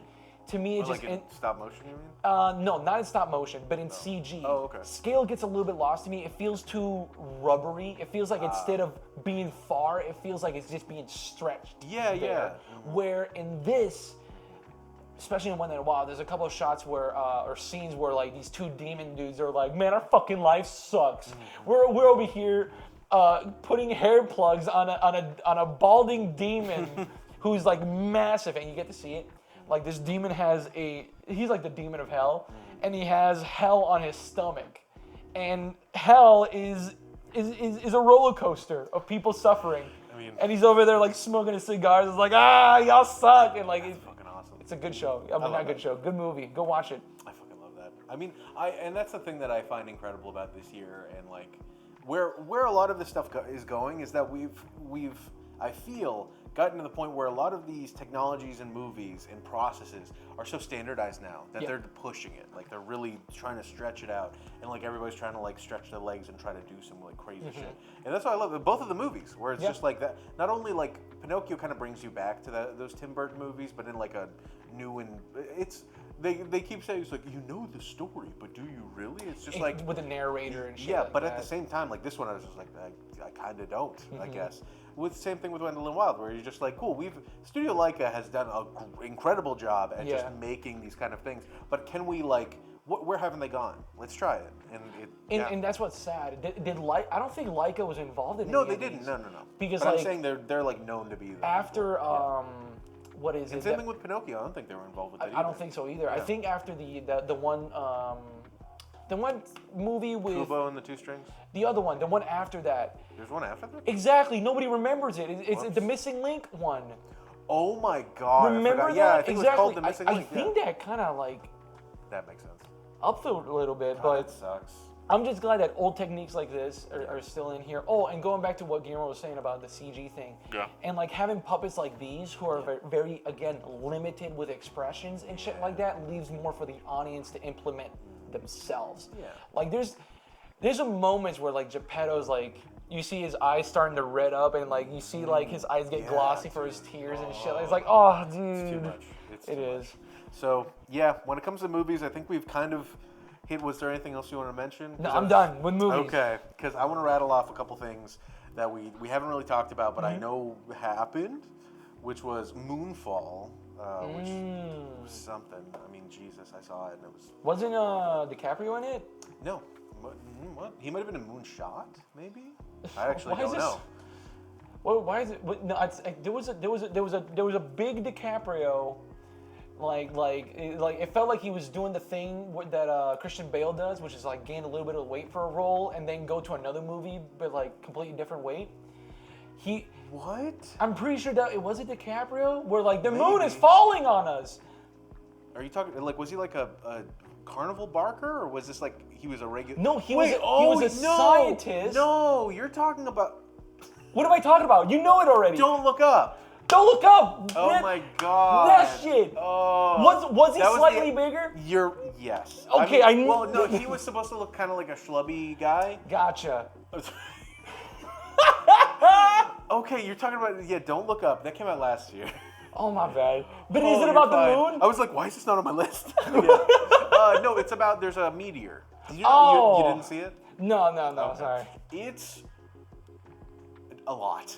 It like legitimately the first like hour just gives you a panic attack. It's just because it's like what if this is happening? It's too much. It is too much. But yeah, no, that was last. Well, Okay, sorry. Moonfall, which was a piece of garbage. Unfortunately made by what's his name? The dude that made Independence Day. Yeah, the moon is coming, and now there's micro machines. Yeah, they like went out of their way to make it really convoluted. They came in and then they fucked off. Yeah. I could see someone with like a more sci-fi like bend to their directing, taking that in a cool direction and making it like this big heady indie movie. But oh my god, I kept on wanting to see the guy from Big Hero 6 writing them. Oh, yeah. like I wanted to see him. Hell yeah. The Uncharted movie came out this year. Did you see it? Oh my god. Did you see No, but I saw all the cool scenes on TikTok. I saw it, and it is the entire time I was just like, this is this is fine. This is like diet Indiana Jones. It's like the most kind of okay Indiana Jones movie. But it was funny the entire time. I'm just like, that is not Nathan Drake. That is not Sully. They did not do it at all.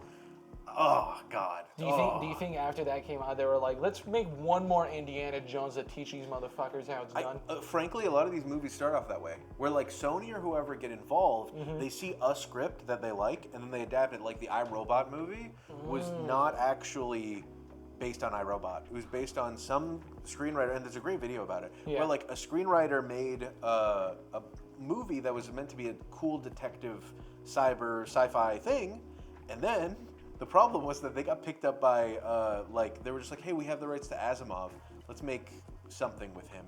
And so they just put the name iRobot on something that had next to nothing to do with it, and they put in the 3 laws of robotics. Yeah. Has nothing to do with it. Keep the 3 laws of robotics off your fucking mouth! Oh my god, what an incredible moment. What an incredible television. year. And what a guy. I mean, how do you ruin everyone's, appreciation of you in a moment in 2 seconds? Incredible. I wouldn't want to host anything ever again. Me either. I don't envy anybody that has to get up there and try to make an entire room of erudite, high class people laugh and just keep pulling at strings until one of them gets offended and smacks you in the face. I have a theory. Oh yeah, game theory. I'm gonna put my tinfoil on, and I have a theory. Yeah.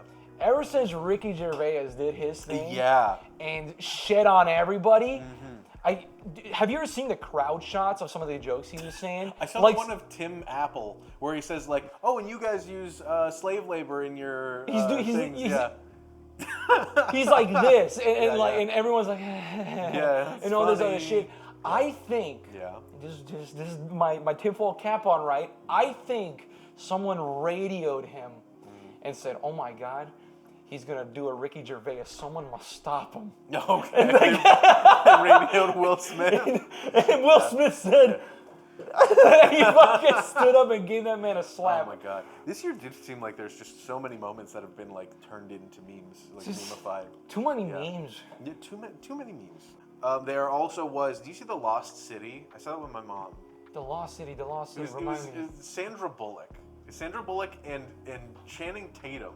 And Sandra Bullock is playing. This is literally I want to bring this up because this is the screenwriter's movie. where a screenwriter, you know how they say write what you know? Yeah. Screenwriters sometimes, if they write a thing themselves, they put a screenwriter as the main character and say like, I just used to write stories. Now I'm in one. Oh no! And it's like the quintessential story. This is literally about a romance writer who used to like who writes about like just schlocky romance stuff, and her cover model is like, you know, a completely vapid dude. And fucking Daniel Radcliffe, Harry Potter himself, I'm pretty sure it was Harry Potter, he kidnaps her because the thing she was writing about was actually related to... Daniel Radcliffe is Frodo. My bad. He's Harry Potter. No, wait, who's Frodo? No, wait. That's Elijah Wood. Damn it, no! I'm getting my small little white actors confused.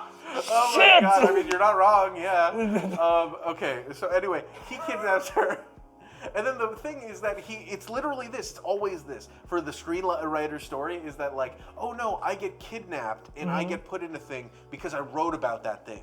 Yeah. So she writes about like how to find basically Indiana Jones style shit, but she actually and her husband were archaeologists, apparently. And that her husband died, and so she went into a depression, and then just started writing schlocky, like, romance novels. Okay. And so she no longer does any of this cool archaeology work. Yeah. And so they're trying to find the lost city, and that's the whole movie. But it's like legitimately, that's the reason I wanted to bring it up, is that it's like a writer's movie, but also that it's actually pretty well written. Oh, okay. Every character has something funny to say or do at some point, to the point where like I was watching with my mom and my brother, and like my brother and I were sitting next to each other just getting ready to make jokes, and we were just like, what the fuck? This is actually like really decent. I wanted to make fun of this. Hold on. Yeah. It's definitely something that you sit around with a couple friends and watch. It's not like, you know, high art, but it was I was like really surprised with how much I actually enjoyed it. Yeah. Like it was just so weird. So I just wanted to bring that up as just like a weird oddity I found. But a couple other weird movies that came out were, do you know who Marcel the Shell with shoes on is? Like at all? That was, she sells she stores at It is basically. There's a tiny little shell that had a YouTube channel in early YouTube, and it was a stop motion channel, and it was. I know what you're talking about, the googly eyed shell. Exactly. That's right. That guy had a movie. In 2022, that channel has been around since probably 2008, if not earlier, and like it got big then, and you heard that there might be a movie, and you're like, wow, that's kind of cool. I don't know if that channel's been like doing much since then. But like apparently this movie that finally got made is apparently pretty good. I never saw it. But like legitimately it's incredible for the fact, in my mind, that this idea of this Marcel the Shell with shoes on is only funny because it's like this really timid tiny shell, and it speaks like a cute little Winnie the Pooh type voice. Yeah, it's just like, oh my God, I'm so scared.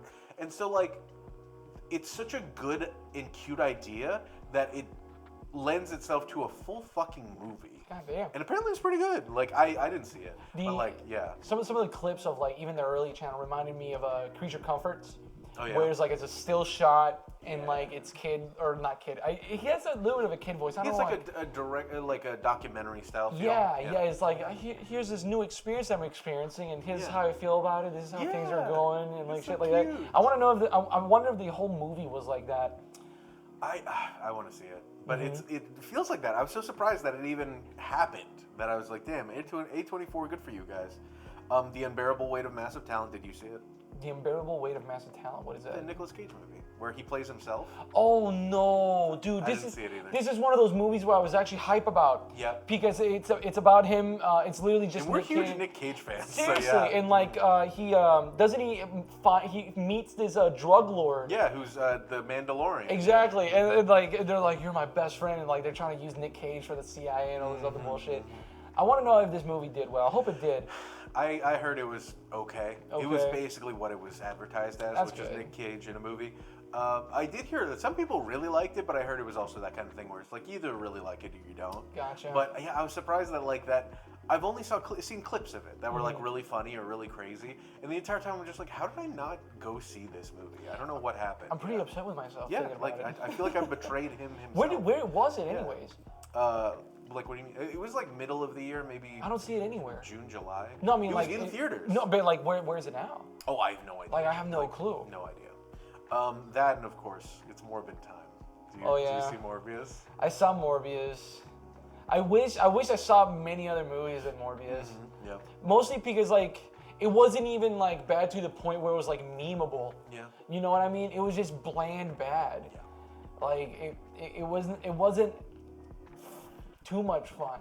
Yeah. Does that make sense? No, I agree. I mean, like, that's the thing that was the most offensive about it, is that I couldn't even have fun ragging on it. Like, it was so boring. No one wants to make a bad movie. No one does, right? But, like, it should at least be entertaining at certain points. Or have something that I can kind of make fun of with my friends, or something. I mean, if it's so bad, it's good. Like, that's the problem. It's not even that. It's... Him Fortnite gliding, like in the tunnels is pretty good. Mm-hmm. But, like, besides that, Okay, now rapid fire round. There's a couple things. There's two movies that I think we can mention that like will get a good amount, but I know that one of these you have a review of that we're going to link in the description. Was Prey. Oh yes, Prey. The Predator reboot-ish movie. It's one of those movies like great fucking choice not putting it in the theaters because I feel like if it was on theaters it would have bombed. Yeah. Because I feel like people are just getting kind of sick of like re-releases. Yeah. And when people hear after the Predator movie, when people hear Prey now, it's like, oh, dude, another Predator movie. Like I don't want to see this.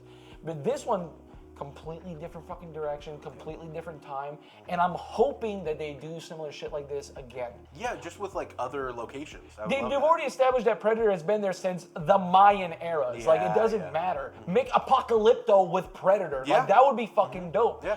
Put Predator back in New York. I don't care. Yeah. Like shit like that would be cool. The couple that I heard were like a Wild West one Japanese samurai one, another one like Mafia, like in the New York, like the 50s, 40s, 30s, the 20s like type era. Roaring 20s. Yeah, that would be. That'd be pretty dope. rad. There's a monster on the fucking highway. I got my Chicago typewriter, like Tommy gun type shit. See, that would be cool. I'm just really glad that like you see just this little spark of potential there. Like this could be a lot of cool shit. And like the whole message behind it too, like as simple as it was, go down your own route and like you can defeat your own demons, even the real ones out there. Shit. Hell yeah. Just be yourself, damn it. Yeah. Good fucking movie. The other movie that I don't know if either of us saw. You might have seen it. Is The Northman? Do you see it? I have not been able to. Same. I'm a huge fan of Roger Eggers, was it? Oh yeah, Eggers, something. He did Lighthouse. Yeah. He did. Did he do The Vivitch? He did The Vivitch. Yes, dude. Strong repertoire so far, right? Yeah, of movies. He only has 2 that I've seen, right? I think his new movie is like. I actually don't know if it's him. It might be another person, but I think it's Robert Pattinson as like a robot. It's called Mickey 17. They just released a teaser yesterday. It comes out in 2024, I think. God damn. But like it looks, I mean, I love Robert Pattinson now. And I mean, like he worked with him on The Lighthouse, so it makes sense. Yeah, of course. But like, dude, oh my God, his movies are just so good. And I felt bad that apparently The Northman it's not The Lighthouse. And apparently a lot of people were expecting it to be this like mind-bending, crazy thing. Yeah. But at the end of the day, apparently it was just like a good revenge story. It's just a revenge story, that's it, yeah. And like, it's just the climax is like, not even spoilers, it's in the trailers, is like 2 dudes fighting on a fucking volcano, and it's like awesome, but like it's unfortunate that we've gotten to the point where like that's not enough to keep people's attention. One of the key things, not key things, but one of the complaints. There's some complaints about this movie. It was too machismo. Yeah, like, which is kind of the point. Which is like they're fucking Vikings, dude. Yeah. It's a culture of like, we conquer, we fucking fight. Yeah. We die, we live again. Like almost Borderline Mad Max type shit. It's like, what do you expect? I mean, come on, it has Willem Dafoe too, so that's another reason why I've been wanting to watch it. I think it's on Amazon, so I might just give it a watchy. Yeah. But it definitely is one of those things where it's like, if you don't like the premise, don't go see it. Yeah, you fuck off. And then there's like so many in here that is just like, I don't even know. Like they kind of flew under the radar or were like talked about, but I actually don't know how good they were, if people really like them. So, well, first of all, there was a Full Metal Alchemist movie that came out this year. It's a live action one. Is it the one on Netflix? I think so, yeah. And it's so weird because it like was produced and released this year, and I didn't get to see, I saw clips of it, but I was just like, what the fuck is that? Produced and released this year? Not produced, sorry, no. I'm not trying to say it's like, shit. No, but it was like released this year. There were 2 of them, and I'm just like, what is that? I don't know if they were both released this year, but it's just like, what the fuck? Like, where did that even come from? Have people not learned their lessons? No. Especially now with those movies. Nobody likes those movies. Like, they've made live-action movies before, but nobody likes those. Especially with do you see the Attack on Titan live-action movie?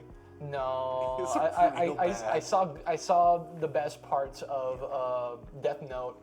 Oh, dude, I love that movie. I legitimately, seeing the Naked Brothers band scream into the camera with Willem Dafoe Ryuk is incredible. But yeah, but like the whole thing is a bit cheeseball. Oh yeah, no, that's why it's fun. So much that the Simpsons had to do something about it. Like, I can't believe they did that. Like, Treehouse of Horror, that was pretty dope. That was so crazy. Like, what the fuck? But yeah, so that. Do you see Bullet Train? Bullet Train is a movie that I want to watch because I disrespected it and it doesn't deserve it. What? How did you? I saw Bullet Train. I saw the lead actor. What's his nuts? Brad Pitt. And I was like, nothing against Brad Pitt, but I'm like, this guy is boring. I don't want anything that's fucking. He's like been in so much that like, I don't even know. I just don't care about this. But it has a dude from Atlanta. It has a whole bunch of. It has Bad Bunny in it. Yeah. It has Kick-Ass in it and shit like that. I saw the one trailer of him. It's like, it looks like he's doing bare minimum on the action. Apparently, it's a lot more than that. It's well, I think the director is the dude that made Deadpool, and like it's just like, yeah, it's fucking out there. Like there's a lot of. I only saw highlights, and I was like, what the? Oh my fucking! Whoa, my god! The entire movie was. And the trailer didn't even show that much. Like, exactly, frankly, and that's why I was like, I'm not interested. To me, if it came across as lazy, I knew it was being shot in an LED fucking thing. I was like, nah, I'm not gonna support this bullshit. Yeah. Fuck you, Alan. You fucking, you ignorant idiot. Watch it. And something that I heard that I kind of love is apparently the movie, I think they go from Kyoto to Tokyo or vice versa. I don't remember exactly because I didn't see the fucking movie. But apparently that train ride is 2 hours, 40 minutes. And the movie is like 2 hours, 20 minutes. That's awesome. And so apparently the movie is like almost real time. In real time. That's awesome. Which is cool. I don't know if that's true, much rather, cool. Much rather see that than fucking Mystery on the Whatever Express movie that came out as well this year. On the Death on the Nile, The first movie wasn't good. What do you... Come on, guys. Yeah, the first... It's sad because, like... Yeah, in case in point, what's going to come out soon, which I still haven't seen, and I don't think many people have seen, is Glass Onion, the new Knives Out movie. And... Now that's a good murder mystery movie. And that's what I find funny is that he actually had, in this round table I was telling you about earlier with Jordan Peele, is that Rian Johnson's literally talking about the fact that, like, these, what are they called? The Agatha Christie movie, like, books that got turned into movies, like Death on the Nile, are, like, about the class struggle of the time. Like, the Murder on the Orient Express, which, first of all, is not a good name. You should rename that fucking thing. But also the fact that, like, that's about the class struggle of the characters here. Same thing with Death on the Nile. Yeah. Glass Onion and Knives Out are exactly about that, about the current state of the world. And so it's interesting to see Rian Johnson take that on and be like, yeah, no, this is just something I've always liked and thought would be fun, and he's apparently crushing it. Like, remember when people were shitting on Rian Johnson? You mean our comments that are going to be like Don't quote any of us. Yeah, no. I mean, I definitely get it. I get why people were mad at him. I still have talks with people that are like, fuck Rian Johnson. But, like, I definitely understand not only where he was coming from with Last Jedi, but also just kind of what he does. And so, he made fucking Looper. Like, he just has this thing he wants to make. He likes subverting genre. And so for him to do that with Star Wars was a bridge too far. They're like, what the fuck are you doing? Which I agree, maybe a little too early for Star Wars, but I was ready for it. I'm like, I'm fucking sick of this formulaic bullshit. Yeah, retrospectively, what I'm upset with is people being like, how dare you grab our less than pristine, less than perfect franchise and do your own thing with it. It's like, what? Yeah. What? I feel that. Motherfucker, you're talking about the franchise that released a bad Christmas special. A Christmas special so bad that the OG wanted to smash it with a sledgehammer. And especially around that time, like Mandalorian came out around that time that was like to revitalize everything. But like before Mandalorian, things weren't like taking the piss out of Star Wars. Yeah. And they kind of did that in the movie, and people were just like, what the fuck are you doing? So like, I don't know. I get it. I care about these characters where the glow in the dark sticks that I mean, people... Dude, the world's... I'm at the point where, like, anytime I don't agree with everybody that harassed, like, the people for the Kenobi show, apparently harassed one of the lead actresses on that, but, like, I agree that, like... That's never okay. No. Never okay. But for Disney to go out of their way to be one of the biggest corporations ever and give all of their stuff this big gravity and then throw it in the face of their fans, that is just like, why do you care so much? It's like, do you know what your market cap is, you motherfucker? So, like, I get that, like, outrage, especially that half of YouTube is just, like, fucking Star Wars fan channels. Yeah. Like, that's how our channel kind of started a little bit. Yeah. So, like, I get it. I get wanting something to be so good because you've given it so much time and effort, but at the same fucking time, I get... Go touch some fucking grass. Like, I get the idea of just like, okay, hey, maybe we don't need to care that much. Take off the training helmet that Luke had. Take that shit off. You know, patrol your own ecosystem for a little bit. Walk around. So after that touch grass moment, I'm just gonna rattle off these past. These are like the only other things that I even remotely were on my radar. Were Jurassic World Dominion. Say one word review. Okay. Jurassic World Dominion locusts? Question mark. Did you hear about that shit? I'm gonna give it a what was his name? What was the name of the actor? Jeff Goldblum. I'm gonna give him a well, and that's it. That's it. That's real good. This happened, and that's it. That's chaos theory. Yeah. Okay, so Jurassic World Dominion. Don't Worry, Darling. Did you hear about that? Is the movie with something Pugh and Harry Styles, and it was directed by Olivia Wilde, and it got in the media because there was some drama behind the scenes. But overall, apparently Harry Styles, and it had Chris Pine in it, and apparently they were at an event together, hanging out as bros, and people thought in the clip that Harry Styles spat on Chris Pine, so that's what I give it. I give it a spit. That's my one word. Is okay, a spit. Cool. Yeah. I give it confused media coverage. That's it. Yeah. First of all, dude, you can't spit on someone and not expect a punch. Yeah, exactly. Like, there's no way you spit on that motherfucker. Anyways, go. Yeah. And especially, there was apparently just so much, this big chaos that happened that there's probably plenty of videos that you can watch about it and what happened with it. Smile. You seen the movie Smile? Smile is another movie that I think I may have disrespected. Really? Because it did look kind of like cheap and silly. It looked cheap and silly. It gave me Blumhouse feels, and I kind of hate that. But apparently, it was pretty decent. Hell yeah. Which apparently, that viral marketing campaign where they had people smile behind, like, yeah. I think that was fine enough. Yeah. You know, for them to do that. Now, these were a couple things on the same vein that I heard were pretty good, but were like I had no compulsion to see, which was X. Do you see the movie X? The horror pornographic type movie. Yeah. I think. That's a movie you disrespected. All of you disrespected. Yeah. I feel like this movie didn't get a lot of eyes because of the obviously it's like, oh, it's just a raunchy horror like thing. We're over those. Like, if this is the movie, I honestly don't remember. I just heard of it. Yeah, it's a little bit more than that. It's go watch it. Okay. That and Pearl. Do you hear about Pearl? Apparently Pearl is connected to X. What the Apparently they're connected. That's kind of cool. Like same universe where it's about this woman who I just want to be an actress. I want to be Dorothy. I want to get out of this world, and instead of her getting out of the world, she starts killing the people in the world around her to make it her way. I kind of love that. It's cool. Idea. It's cool. It's really dope. And then on the same train of like horror movies, Bodies apparently was pretty good. It's just like a fun, vapid, weird, like it's a bunch of Gen X style stuff. Exactly. Like let's get Molly and like oh my God, they're dead, dude. Wait, I was never with that cool group of people. Yeah, what the fuck? Yeah, and it's funny because apparently like I actually don't know if this is true. I could be misremembering, but I feel like somebody said that it's like decent Gen X like writing. Like it seems like it's actually Gen X like characters. Like remember Project X? Yeah, oh my God. Something like that where it captures kind of captured like vibe, late 2000s like type shit. It's like, dude, this is like it. Yeah, shit but like this that. is like now kind of. I wonder if that movie's the movie you're just talking about is gonna get an award for makeup because they had to delete all of his tattoos. For Oh yeah, for what's I his forgot nuts? which character, or actor. But yeah, I know. What you mean. They had to delete all of his tattoos, and that's really Well, fucking speaking hard. of that, do you hear about God, what was that movie called? Oh my God, the one where it's like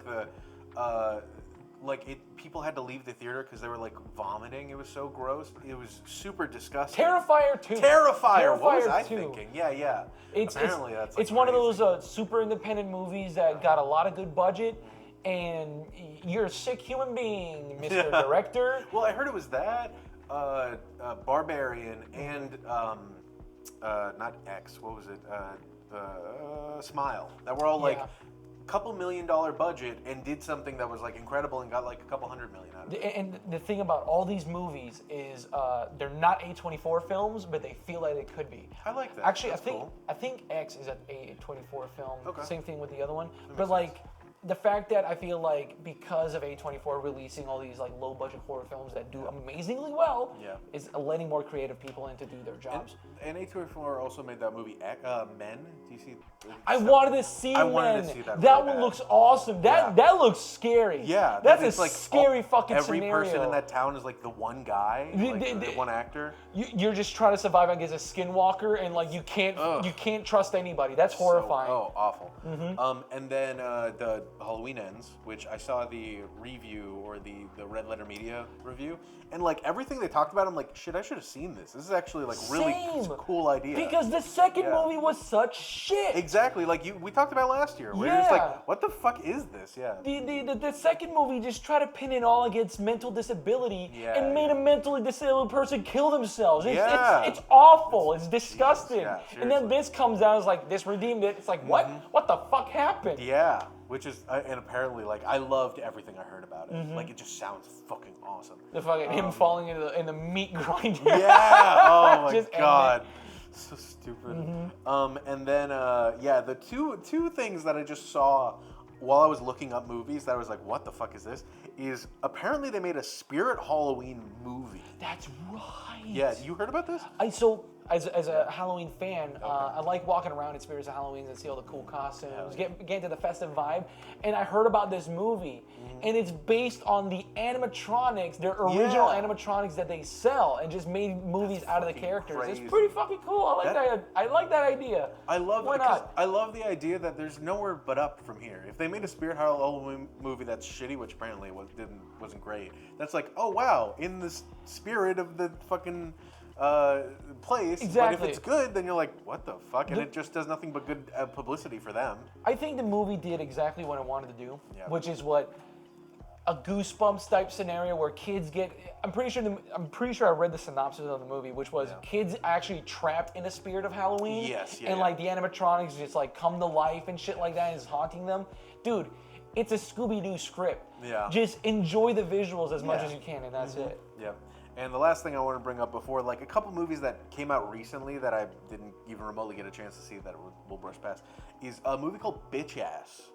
There's a horror movie called Bitch Ass that came out this year, and the trailer, the cover looks like it was made in 2 minutes in fucking Photoshop, and incredible. I can't wait. Can we see the give it a cover right look. here? It's literally I've used that font before. I'm not kidding. I saw the font and I was like, you went to DeFont and like exactly, got that shit. Damn. Ripped it. Okay, and then the other movies that are like Oscar baity that I didn't get to see were Fableman, which is about Steven Spielberg's like childhood, Avatar, which I will see, but I don't honestly know how like James Cameron is talking this up like so much, where he's just saying that like, go to the bathroom during it because you're gonna see it again. It's like, Jesus, guy. And like so much about it and how it's like gonna save cinema. There was this article that it came out that James Cameron couldn't even attend to the premiere of it. He couldn't. He was working on 3, 4, and 5, the new ones. Was he? I heard it's because he had COVID. apparently he got struck with it, unfortunately. And it was like, I can't even go to my own premiere. But it's okay, because you're going to watch it with me again. Yep, you're going to watch it anyway. And then the other two are Elvis, which I didn't get to see, but apparently it was pretty good. The one weird thing people were saying was that Tom Hanks's character just was weirdly He's a bad guy. Cartoony, yeah. He's a bad guy. People just thought it was weird and didn't get it. And then Blonde, which was about Marilyn Monroe, but apparently it's just like really like a lot. Like to watch it, you need to be in a state of mind. Yeah. Which is just crazy. So that's all the movies. Were there any shows that you wanted to go over before we do our award? The show that stands out to me the most right now is a fairly recent one, and you just saw bits and pieces of it. I'm not finished with it, but holy shit. Was Wednesday. Yes. Wednesday is really fucking good. I say Wednesday is like the perfect, first of all, perfect casting. Yeah. Oh my god, perfect my casting. god, yeah. I loved it. I have some gripes with Gomez Adams. You do? I am so married to the original Gomez, or at least the Gomez from the other movies, Rest his soul. that it's just like Raul Julia is so fucking good. So for him to be anything different, I was just like, but I do like Luis Guzman, like No, just in him, general. him as a general actor, he's really good. Yeah, yeah. I liked his mystery bit. Yeah, I love his it's little really mystery good. bit. Yeah. Is the entire movie is a whodunit. Yeah. Well, they turned the Addams Family into Riverdale, and it Yeah. works really well. Yeah. Yeah. It's like how it rises. It kind of brings up the questions like how is this family this successful? Yeah, which quirked up white boy is she gonna go with? Exactly. Yeah. Like how did this happen? I like uncovering some of the mystery of that. Yeah. I'm hoping that the second season. Ooh, they're doing the second season? I'm hoping. Okay. I'm hoping if they Okay. ever to do a second season. This series was successful. Okay. I'm hoping that it's more about like the Addams family and like the mystery behind it. Because like as more you progress about the show, the more you realize, oh my god, the Addams have been. Yeah, Like, they have like a cool, weird history. Exactly, especially with this school. And it's probably one of the only shows I can think of that did like a Mary Sue character, like to the point where I frankly love Mary Sue characters because they're just, it lets the story happen. Yeah. If they're a good Mary Sue, they're just a product of the story. The story happens around them and they're just solving the puzzles to make it happen. Yeah. And that's why I really love that she's like, just, there's no problem that she can't get out of quickly, but you're not only paying attention to the other characters around her, but also that it's about the mystery. It's not about her Mary Sue powers. And that's the thing though about the whole Mary Sue thing. It fits with her character. Yeah. She's calm, collected, extremely fucking smart. Borderline like she can predict your next move smart, right? So of course like she's gonna act the way she does.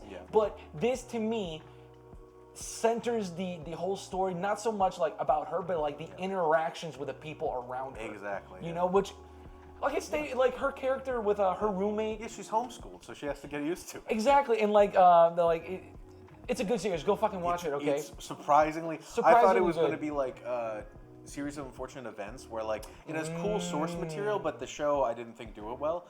This is just good. This is Monster High, but it was, Yeah. it was well written and directed. A review that I really love is just like, cool, well, J.K. Rowling's kind of an idiot, so I'm glad we now have a new cool magical school we can all get it sucked into. And may I say, I was surprised that Tim Burton directed the first half. Yeah. No, it all like, dude, the cinematography and direction was like stupidly good. Like I was just like, wow, this is like above and beyond. Did you see the cello cover of Nothing Else Matters? What? I'm not a Metallica fan, but that dude. Incredible. Nice. I mean, just the whole thing has this incredible vibe through it that I just love because I grew up, and especially Christina Ricci as that teacher. I was just like, I mean, when I was a kid, I watched those movies over and over again and loved the aesthetic. So she was my Wednesday. I was like, oh my god. And so seeing her in this in a completely different vibe, I'm like, because she was also in Speed Racer. Like, I just love Christina Ricci. So like, and she was like my childhood crush. So like seeing her now, I'm just like, she looks this great is in nice. this too. Good for her. She looks amazing too.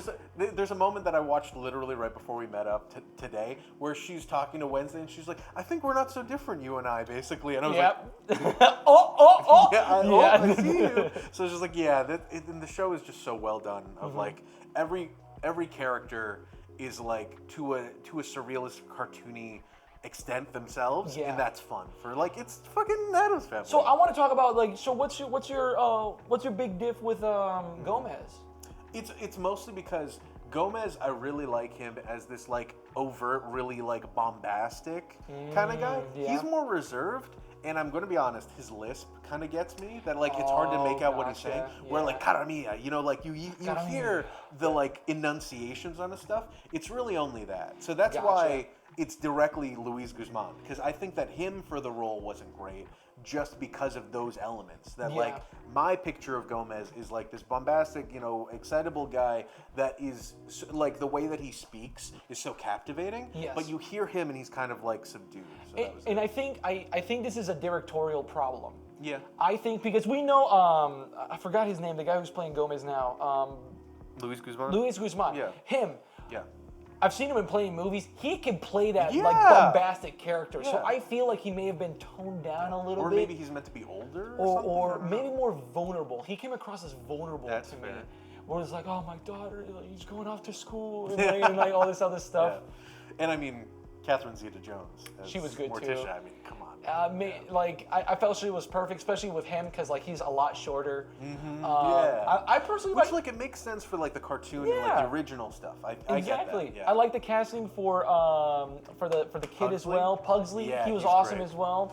I want to see. I don't know if I haven't seen the last 2 episodes, but like I'm curious what they do with Fester. Like, okay.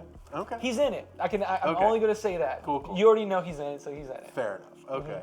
And then a couple shows. Was there any other show you wanted to mention? Because I just have a list of like so much good TV that came out. Not so this much like TV live action, but I have some like anime stuff like I've been watching. We'll get to that. We'll get to that though. What show have you guys are bringing? So, Severance on Apple Plus, probably one of the best shows like this year or ever, because it is alone for the, and I haven't finished it, but like for the tone that it strikes and the visuals, and you're just like sucked into just like what the fuck is happening. Like it's striking. So for me it was just like such a genius idea of just like how do you kind of just keep the suspense going for like just this crazy shit. What's like the synopsis of the story if you were trying to get someone hooked? So primarily, I mean, like alone, it's a really good idea. The idea is that so the word severance when it comes to a corporation is the idea that you are leaving the company so they give you money. That's all that severance means. So you've severed your connection with the company. In this one, the idea is that you apply for severance, and what it means is that they split your brain in two. In the way that, not like literally down the middle, but that as soon as you walk into the office, something happens and you are no longer in office. You're no longer who you were when you left. You only have your office memories and your office life. But when you leave, you forget all of it. And so you just get to be whoever you are outside, which is alone an incredible thing because if you've ever worked in a corporate office, everyone knows you have your work life and your home life. And in the way of like, case in point, I mean like you guys fucking see on the channel, we go do MetroCon and stuff like that every year. We go and film it and we're good friends with those people. But yeah, when I was working in a corporate environment and had a corporate job, you don't talk about that shit. Like, you just talk about corporate shit. And you're like, you put on this code switched persona of just like, yes, no, how can I help you? You know, you're like C-3PO. It's like Agritsuko. Have you ever seen that? You've seen Agritsuko. Yeah, exactly that. Where like, I'm this but miserable. But like to a crazy degree they take it. Yeah. Like, is it like, how dramatic is it? Is it like hyper dramatic? Dude, it's mind-bending, which I love. I love that kind of Is shit. it about like, who am I now? Am I the working me or am I the family me? You got to see it. Literally, there's so much about it that it's just like, from the outset, you're just like, the problem is I can't even do it justice. There are like these vignettes that happen of these small moments where you're just like, what the fuck? How does this fit in with everything else? It's just like a cool visual moment that it's just like, it's amazing. So yes, please go see that. And then we have Peacemaker. Do you see Peacemaker? So Peacemaker was, a lot of people fucking enjoyed it. It's real good. It's just funny and different What in do a you mean, James Gunn kind of way. John Cena, like you're so likable, bro. Like how do you do it? Well, that's why I love James Gunn so much, because not only this was OG James Gunn, similar to Suicide Squad, where it's just like this is his weird. Did that movie come out this year as well? Suicide I think it was Squad? last year. Fuck. Yeah, okay, right. But that's the thing is that this show in particular was really good for the fact that it plays to his strengths.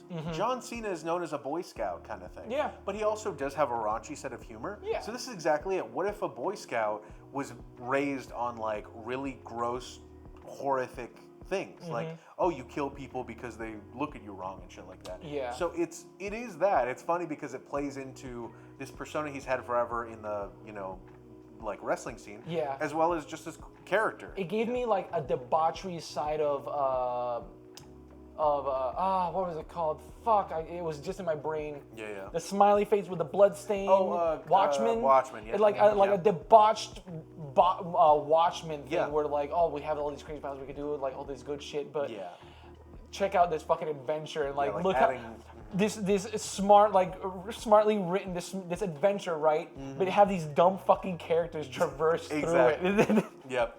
No, which is like I think that's a great way of describing it. It's like here's a cool idea for a show. Let's just fucking throw weird characters and situations One at of my it. favorite segments is the I forgot how it started, babe. The floating helmet. Yeah. It's like, and this helmet floats. It's like, Yeah. how do you activate it? Oh, I just say like helmet float or something. Yeah, And yeah. like it's just It's so it just smart. starts living. God, that's so funny. God, oh, and that's like James Gunn kind of thing where it's just like, cool, we set up something, it's not gonna matter. We're just changing it. It's just for a joke, really. God, it's so good. And then on the back of that, the Harley Quinn show is so fucking good. I didn't even know there was a Harley Quinn show. There's one episode that's completely separated, basically, from the Harley Quinn show. But if Is it Margot Robbie again? No. It's a wait. cartoon. Oh, Yeah, oh, yeah. that's right. Yeah. That's right. Yeah. And it's completely. There's one episode that's just based on their version of the Joker. That's in. It's. I'm I no don't know how to- longer the Joker. I like doing family shit now. You need to see it. It's literally. It was so good that like. There's a bunch of Joker references hidden in it. The entire show cribs off of all of Batman media. So Bane talks like, "Oh, it's me, Bane." Like Yeah. he does. It's fucking and like. So they do all of this weird other shit that's just so fun. And so that show probably had one of it got the biggest laugh out Yeah. of me of anything this year. Isn't Gordon this fucking guy addicted to fucking coffee, constantly Yeah. shaking and paranoid He's with a horrible gun? human being. Especially in this season. In this season, he's running for mayor or something. I think he's running for mayor, and he takes advice from Two-Face. Dude. And it's really funny because Two-Face has a moment where he's just like. I can't, like the little moments are the parts that make it where like he's talking with Two-Face and there's like a bad thing they want him to do and he's just like, wow, you really are a piece of shit. He's like, you know my name. Like it's literally, they do this stuff where he's just like, we've known each other. Yeah, like the best moment is that Two-Face calls Joker and Joker picks up the phone and is like, hey, Two-Face is like, oh, I didn't know you remember my name. He's like, we used to work together. and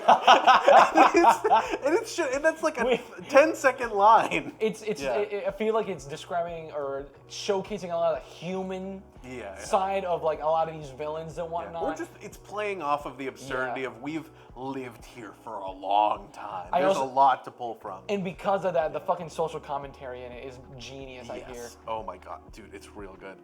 We've covered a lot of that Marvel stuff, but also two shows that were competing for the fantasy limelight were Rings of Power and House of Dragons. Did you see either of those? The House of Dragons, there was a lot of hype behind it. Yeah. As someone who saw like just the first seasons of Game of Thrones, just 1, 2, and 3, Yeah. and watching how the story panned out, I couldn't comprehend the reasoning behind making a prologue, or not a prologue, a pre-series, A prequel. a prequel to the events that we already know what's going to happen. I've never been a fan of that kind of thing. Does that make sense? No, and I get that, and I was the same way where I'm just like, well, the ending of Game of Thrones was so shitty, why should I watch this? Sure. And then I heard, like, you should probably start watching it. You should do And it. it's mostly because it's so early and so different. It's based on a book that, like, George R. R. Martin wrote as, like, just a companion piece.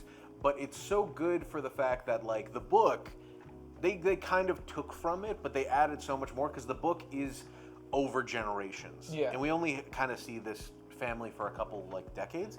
So the best part about it is that you don't really know what's happening there, and anything related to Game of Thrones that they mention is shitty, but like all of the like interpersonal stuff is the fun part. All the stuff Gotcha. that you wanted Game of Thrones to be, where it's just like, this is only about the politics of power. That's it. And it's really good. So, that super fun. There's a lot of incest in the thing. Sorry. Well, now I gotta watch it. Probably popular in Alabama or something like that. But like, so you get the concept behind like I get not what you liking like a prequel because you already Yeah. know the outcome of all this. Yeah. But like, A couple of my friends said the same thing, where they they're said like, the I'm not same gonna thing? fucking watch it. Gotcha. And what's this other series? The other one you mentioned? Rings of Power, based on the Lord of the Rings. That's the Lord of the Ring ones. You're right. This is the Battle of the Nerds type scenario. And one of them won, and it wasn't Lord of the Rings. So, I mean, the Lord of the Rings. the Lord of the Rings one was actually really good, I thought, because the funny thing is the first episode is really fucking dense, but it's like, that's what the Lord of the Rings is. It's like dense, there's a lot of lore, there's a lot of these other stuff. But the thing that was good about the Lord of the Rings series is that you see these characters that if you've read the books, you kind of know of. And you see them because they've been talked about in legend. Yeah. But the primary thing that's good about it is how much that it is this like not even like a epic thing. It just feels like an old-fashioned fantasy. There are kings, there are like these lands, there are these cultures, there are these like different races, and they all work together in these ways. So it's fun just because it's like it's more magic than politic. Is that what you're saying? Oh, 100%. Gotcha. Yeah. But primarily that it's just like, this is the world. Like, we get to hang out in Middle-earth, or we get to hang out in like a D&D style area that like has a lot of lore that you get to enjoy. But I will agree that does not excuse how fucking long the thing. Case in point, my brother and I and his wife would all sit around and we would watch the Rings of Power episode and the House of Dragon episode that came out for that week. The Rings of Power, they were about the same runtime each. Yeah. The Rings of Power episode felt like 3 hours. House of the Dragon episode, I was like, that's it? It's over? Oh my god. I like, want more. That's all you need to know. Yep. There are some cool reveals in Rings of Power that I think were really good. There's some the dwarves in it are fucking so fun to watch. Okay, that's good. But there's so many parts that are good to watch. But at the end of the day, it's the kind of thing where I don't think it really excuses a lot of the stuff that I'm just like, oh, get on with it. So that's my thoughts on it. Gotcha. Yeah. And then the last couple shows that I had in here there was the Sandman show. So that was based off the Sandman, I think it was Alan Moore. No, Neil Gaiman, not Alan Moore. Neil Gaiman comic. It was on Netflix. It wasn't bad. Really? Yeah. I didn't know they had a Sandman show. Yeah, it's pretty. It follows the comic decently, but I just thought it was like, yeah, it was cool to see that content on screen. But it is still. I'd liken it to. It's not as bad, but I'd liken it to like the Watchmen movie. It's like the Watchmen show. The Watchmen show is based off of the Watchmen books, but it's not actually. It's like 20 years later, 30 years later. But I would liken it kind of to the Watchmen movie where it's like, okay, this is, the comic is perfect. Like, it's so good. And maybe not perfect, but it's like really good because it gets you in this weird vibe. But the show is a show. So you're trying to relate something that works perfectly in a comic to a show. The series is about writing. It's about stories. So seeing that in a comic or seeing that in a book, you're more or less in that headspace. Gotcha. Seeing it in a fucking Netflix show, you're just like, okay, well, I don't read too many books, so I don't know. Yeah. Would you say this is a series for writers? I mean, kind of like the book definitely is, like the comics definitely are. But I feel like there's something lost by adapting it to Netflix that you get when you read the comic. But it's not bad. I still think like fans of the series were probably pretty satisfied. And the same lady that was the headmaster in Wednesday is also in that as Lucifer. That's fucking dope. Yeah, I love her. She is so fucking good. She's really fucking. Yeah. She, like, I get like due to her stature, you're kind of laid to be played certain characters and whatnot, but she fucking nails them. I think she came out and said that she's never felt pretty in a role until Wednesday. Which I'm just so like, good. she looks great. She I'm looks so amazing. happy for her. Yeah. Like seriously, she's a great actress. One that like has been lauded as like an incredible show, which I still have not seen, is White Lotus. Have you heard about it? It's on HBO. No, I don't have HBO, unfortunately. Yeah, I hear that's incredible. Still haven't seen it. Similarly with like Succession, which is like apparently some of the best television out there. I have not seen any of it. Succession, I've seen a couple episodes. Do you see the Dahmer show? Jeffrey Dahmer show? So, this is one of those shows that I didn't need to watch because there was already so much coverage about it. Because a lot of people fell in love with it. Yeah. There's something about this Dahmer motherfucker that people just fall in love. Well, and it's similar to that Ted Bundy show or movie that they made. That it's weird because it's the kind of thing where it's like you're so interested in this thing you've heard so much about, but them making good content out of like a horrible person is weird. Like in your gut, you're just like, I don't know how to feel about this. It's the fact that there's commentary saying I wanted him to get away. Oh, that's the weird shit. It's like I was behind him. I didn't want him to get caught. It's like, bro, what? Which apparently the Ted Bundy, I think it was Ted Bundy, I don't remember, but like he's played by Zac Efron in the movie because apparently like at the time everyone was like, he's so pretty. Why would you put him behind bars even though he killed a bunch of people? To the point where deliberately the judge, when they were handing out the sentence, said like, oh, I'm sorry to have to do this. You seem like such a good guy that you would have made a great lawyer and I would love to have worked next to you, but you did all this fucked up shit. It's like, what the fuck are you talking about, you crazy motherfucker? This is a serial killer. Don't you say that, you judge. You crazy bitch. Get your fucking white wig removed as soon as you fucking say that. Yeah. And then a couple other shows. There was The Dropout, which was the show about the Theranos lady, the lady that like scammed people out of like $1 billion by saying that she had like a DNA or a blood testing thing that was all a scam. You never heard about this? No, what This the happened fuck? like a year or two ago. She just got caught, I think a year ago, that she made this company called Theranos, which had this new cool technology that would take your like blood, like examine your blood within like 5 minutes, she said. Turns out they were lying, and that during every like demonstration when they showed someone, they'd say, cool, we'll take your blood now. Now let me show you a tour of the facility. And then an hour later would come back and be like, look, the test is done, which is usually it takes just that long. So they basically were scamming people and nobody realized about this fake technology that they made. So she finally got caught, and so this is a show kind of about her. It reminds me of there's a Her documentary. name was Elizabeth Holmes. Is it a series or is it a documentary? I think it's a series. It could have been a show. I don't know. Reminds me of this documentary called "Where's My Jet."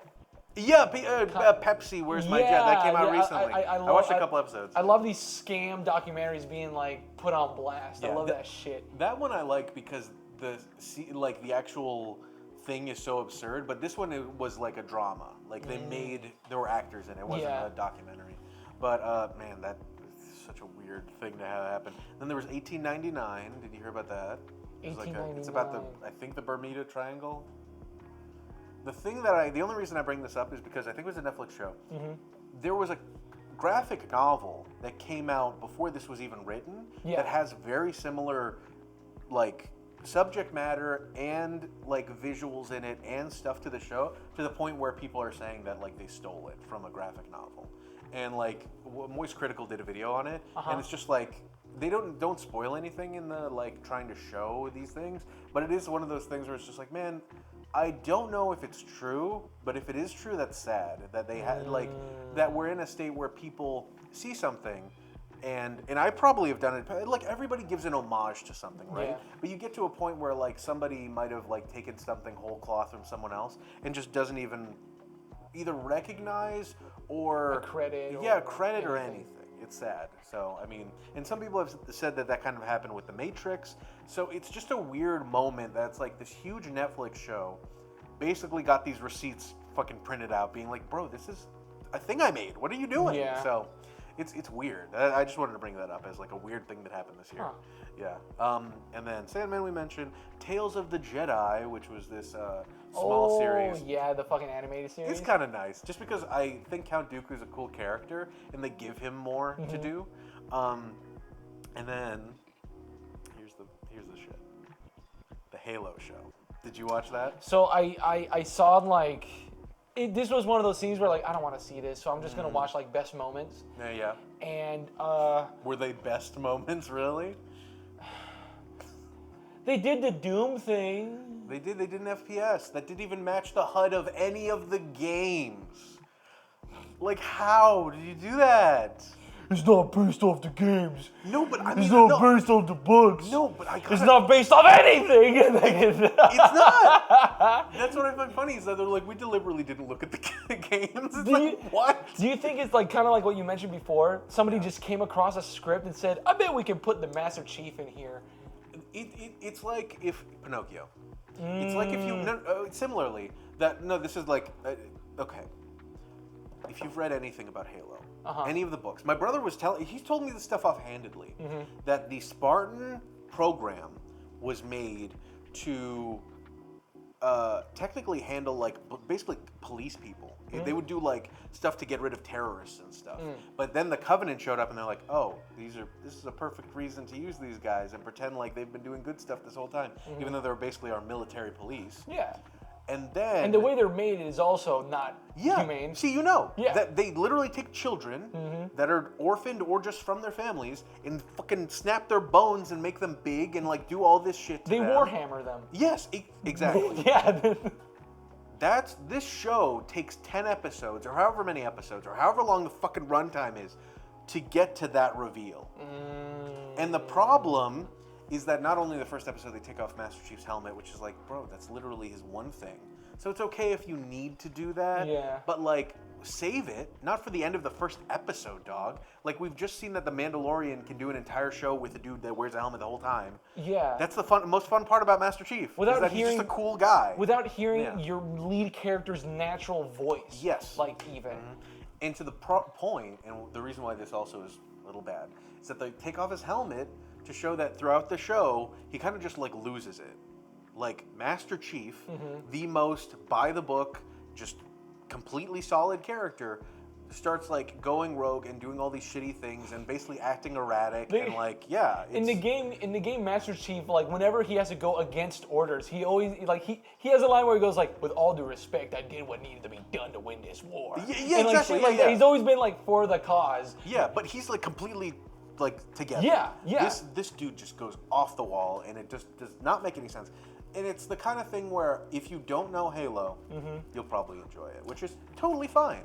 Which explains whenever I went to like work on some of these like my freelance shit and whatnot, whenever they bring up the Halo series, they fucking love it. Yeah, which I totally get. Good for you. If you've just been playing the fucking multiplayer this whole like your entire life and just see this and be like, oh, that's cool, I didn't know about this. And you can probably talk to some people about some of these things, but like there's a lot in there that is just like, there's this whole subplot about this girl on Madrigal. That's right. That no one remembers because it's awful. There's a subplot with his friend that got out of the Spartan program and became like the head of this little mining colony. But it all looks worse than like the sci-fi show called Expanse, which is actually a good show. But like the entire time, my brother and I were just like, "Do you just want to watch The Expanse? This is shitty. Like this is like if The Expanse was shitty. Like it's just it's the kind of thing where the B plot is so bad that it makes the A plot look good, even though the A plot is awful. Like all of the Spartan shit. It's real bad. Instead of watching this, watch a shorter, something better. It's a movie called came out this year. Funny enough, Warrior of Future. It is. It's an. I think it's Asian. I think it's like. I don't know where it was made, but anyways, the premise it's big Spartan looking motherfucker. Yeah. It's like, oh, a meteor hits like Earth Zone. Earth Zone is covered by plant and giant roaches. Oh no! Me and my team have to go and like kill roach. And like again, is this dude who's like, I'm about this mission. Roaches took my family, and like they killed my team, and I need to do this shit. This is cool as hell, right? I love that. But he doesn't go insane, even though the big honchos or whatever are against them. Like he's more like Judge Dredd kind of thing. Not even so much like Judge Dredd, because he's still trying to help his friends and like his rest of his comrades and whatnot. Okay. But at the end of the day, Roach must be squished. Hell it's like shit like that. Okay, I'm about it. Hell yeah. And he doesn't lose his shit either. Yeah, that's good. And on the back of that, there was the Resident Evil show, which was only made popular by them saying the word Pornhub. Pornhub. Yeah. And they also have pretty good, you know, whenever a new show is coming out, they'll have like live events like in New York or some shit like that. Do you see the Cube with the zombie man in it? No, what the fuck? There was like this 12-hour event that happened in middle of fucking nowhere, in some big city somewhere. I really don't know. Yeah. It's this clear cube, and this guy was in it, and it said first infected, and he at first he's just regular. He's like, oh, like a regular just dude. Dude is just like, I don't know who put me here. And like they prod him, and like people come in, like they make a whole show about it. And like as time progresses, like stuff happens in the cube where like whenever people come and visit, like these doctors come and visit, the cube gets all fogged up and shit like that. Holy shit. And in a matter of seconds, like you see him transform. As the day progresses, he's slowly more zombie. It's really cool, dude. Why didn't they just make that a movie? Right? Yeah, what the fuck? And like at the end of the event, like he actually breaks loose. Oh. And like he starts like going after people, and people are like, oh my god, the zombie's here. Awesome. It's really fucking cool. Just to have this happen. Shit, that's cool. Like that's the frustrating thing, is like same thing with the Smile thing, where like a lot of the stuff that there's so many creative people that they hire to do all these cool other things that at the end of the day you're just kind of like, man, I wish that was somehow incorporated into this. Like, they released the fucking 5th Halo game that actually has some fucking older shit about it. Like, there's some stuff in the 5th Halo game that relates kind of to something they could have done in the show. But they fucking didn't. And it's just like, man, I wish they had something that, like, would create some cross-platform cohesion or synergy. Yeah. Like, that's fucking cool. They're trying to do the whole Star Wars thing where, like, Star Wars is so fucking big that has series, movies, games, TV shows, and all these things. Yeah, but they don't change the canon. Exactly. Yeah. Yeah, they're all connected to the main thing. Yep. Halo is doing this thing where it's like, oh, we got our good single player, our mediocre multiplayer. Yeah. It's mediocre now. Yeah. It's really not as good as it used to be. Halo 3, man. And now we have this entire fucking series that has nothing to do with anything. Yeah. No. They're too divided. And they've had like these books that were so interesting and like had so much lore in them that they're just, I hear that the books are really good. Yeah, my brother has told me so much crazy shit. But yeah, then the oh my god, this is the most annoying thing about the Halo show. I gotta say, they go light speed in a Pelican. So there's a Pelican. Okay. I know the Pelican. It's not supposed to do light speed, is it? Sorry, I just need to rant about this. I might delete it. You get in a Warthog, and a Warthog goes into a Pelican. And a Pelican goes into the big ship because the big ship can go light speed because I forgot what my brother called it. There's a word for the drive to go light speed is basically the size of a fucking Pelican. So the very first episode, Master Chief takes off his helmet and goes light speed in a Pelican, and the entire time I'm just sitting there like my brother and I are just like, what the fuck is happening? Like I'm so confused with like how the glory and the amazing part of all of these sci-fi, grounded sci-fi things are that there are rules. And when you stick to the rules, it then becomes interesting because you need to work your way around them in cool different ways. Exactly. But when you do that stuff, it's showing that the show isn't about that. The show isn't about sci-fi. It's not about any of this like cool actual space combat stuff. It's about this weird story about Master Chief's history and this girl from Madrigal. And when you do that stuff, when you do the Star Wars stuff where you're like, we're just going to go light speed because it'll be more convenient. Same thing with the last season of Game of Thrones, where they're just like, cool, now we can warp around Middle Earth, Westeros to try to finish the show. That's what happens. We just need to get to the end. We just need to get to these places. But when the fun of it is these problems, then you get these cool emergent stories that take thought. And so that was just something that from the outset I forgot about. That I'm like, wait, why the fuck were they going light speed in a Pelican? So, and that's another thing too, like no matter what, when you hear light speed in any sci-fi scenario, that takes a lot of fucking energy and a lot of fucking space. Yeah. When a Pelican is universally known as a personnel carrier. Yeah. And like just meant to go to and from ship. Same thing with like all of the Covenant like stuff. Like also, sorry, just to go off of this as well. Wouldn't it require a special talented type of pilot to drive warp speed as well, and not just some Joe? And I know that this is just nitpicking because the show doesn't give a fuck, but it really just does feel like there's so much meat on the bone, and they're just like, fuck it. I forgot this. Case in point, a jackal has like a sword. Like there were moments where like the best part of Halo is the fact that a grunt only has a fucking pistol because they can't handle the pushback of like a good gun. The jackals only have shields and like other shit, a needler because they can't handle like this. And then an elite has the big guns because they're fucking big and they can handle this weaponry. But Master Chief can handle all of it because he's fucking amazing. So the problem being that like you watch the show and you get that the tactics of it aren't interesting to them either. Like there's cool stuff in Halo about how these things work, but like a jackal comes out with like a bazooka and you're like, then what the fuck is the point of any of the other characters? A jackal that looks like a bird character that can't even hold its own weight. You mean to tell me you don't like the grunt swinging the gravity hammer around a little bit? There was that moment. Yeah, he just does these big spins. Exactly. So sorry, I rant over about Halo. Was there anything else you were going to say? Halo sucks. Just fucking, who needs to talk about it anyways? Yeah. Last couple of things, and speaking of canon and all these different series, fucking Star Trek redeemed themselves because Strange New Worlds is actually fucking good. Really? It feels like after the whole Picard's thing? So that's the thing. It feels like fucking TNG. It feels like fucking Deep Space Nine. It feels like they're going to a world and handling a problem. And legitimately, I only saw a couple episodes with my brother, but legitimately while I was watching, I'm like, this feels like I'm going back to older Star Trek, where they're just handling a weird thing on a planet. Now, I'm not a Trekkie or anything, but like the original series were kind of like exactly what you said. Here we are in this.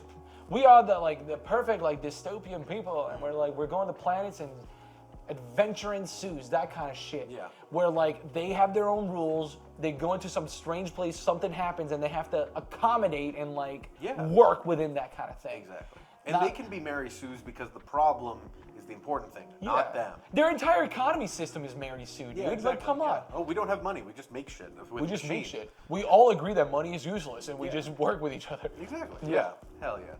And then the last 3 shows I wanted to tackle. Capitalism doesn't want this. Sorry, go on. And the last 3 shows I wanted to handle were some animated stuff that happened. Did you hear about Vox Machina? Vox Machina, no. What was this about? God, what is the name of the show? The show with Matt Mercer where they play D&D. What is that one called? Oh, I know Critical what you're Role. talking about. Yeah, I know what you're talking about. Critical Role, the podcast, finally got their show produced. It is an animated show based off of their D&D campaign. And my problem with it is that it is exactly what I or anybody else that has done a D&D campaign would make, which is, unfortunately, here's the story of what happened, which is fine. The best parts of D&D are when you're trying to fuck with the DM to make it happen. The reason I bring that up is because there's literally one moment where I'm just like, man, this was probably 10 times as funny in the podcast than it is on the show, where 3 of the characters are trying to get through a door, and they all just keep fucking up and can't get through the door. When you're sitting there working with the DM, trying to be like, I fucking crit failed again, Christ, and they're just like, this is a hard fucking door to get through. Like, that's funny when you're with your friends. Watching 3 characters crit fail trying to get through a door during a really important mission is fucking infuriating. Like, I was watching, I'm just like, this is frankly infuriating. And then a guard comes and opens the door finally, which would be something a DM would do to be like, okay, who gives a shit? Go do the rest of you've wasted 3 spell slots on a door. Like, shit like that. Yeah. But watching it in a show is just like, the entire time I'm just like, man, I could tell that this was probably way more fun when they played it. Not to say that the show's bad. I think that it does a lot of really cool, interesting things. But it definitely feels like a D&D kind of thing where the interaction between the actual like players was probably way more exciting and fun because they're people. They're just people coming up with fun stuff. They're friends coming together to play a game, and it comes across as that like everyone's having fun. But the problem that always happens is that like if I'm just me and I'm playing D&D with you, and I'm playing a bard, and then I start singing, you're like, oh my god! You're like, and then I like actually go through the effort of making like a cool song that plays into my character. You're like, oh, my friend is also a really cool musician. That's a cool moment. Yeah. But then when you write a character that is the cool musician, and then he sings a cool song, oh, cool, a cool character did the thing I knew he would do. So that's the difference, is that the Critical Role show has so many moments that, like, I didn't listen to too much of it, but anytime, like, somebody pulled out extra effort, like the the players, you'd be like, this is fucking cool. But when you see it in a show, it's less exciting and fun. It's more cool, I'm watching some characters do you feel like and, like, I haven't played D&D, I haven't seen the series or anything like that. Do you feel like the randomness that D&D can provide. And by randomness, I mean, like, you have your main objective, you have your main quest, but everything that happens in between is literally up to the roll of a die. Yeah.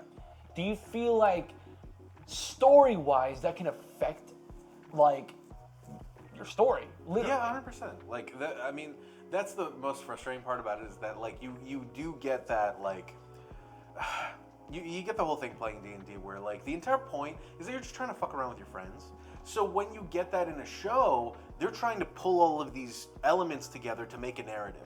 When you're playing D&D, you're doing this chunk, and then you do this chunk, and then you do this chunk, and you do this chunk, and all of them kind of come together to a cohesive whole. So to see them try to do that with a show is like, okay, well, we're trying to pull all of this together to do it, and they do a good job. Yeah. It's a fine show. But it is, knowing the history of it, you're just like, man, I kind of do wish I was just listening to the... Gotcha. But it's a 4-hour-long podcast for one episode.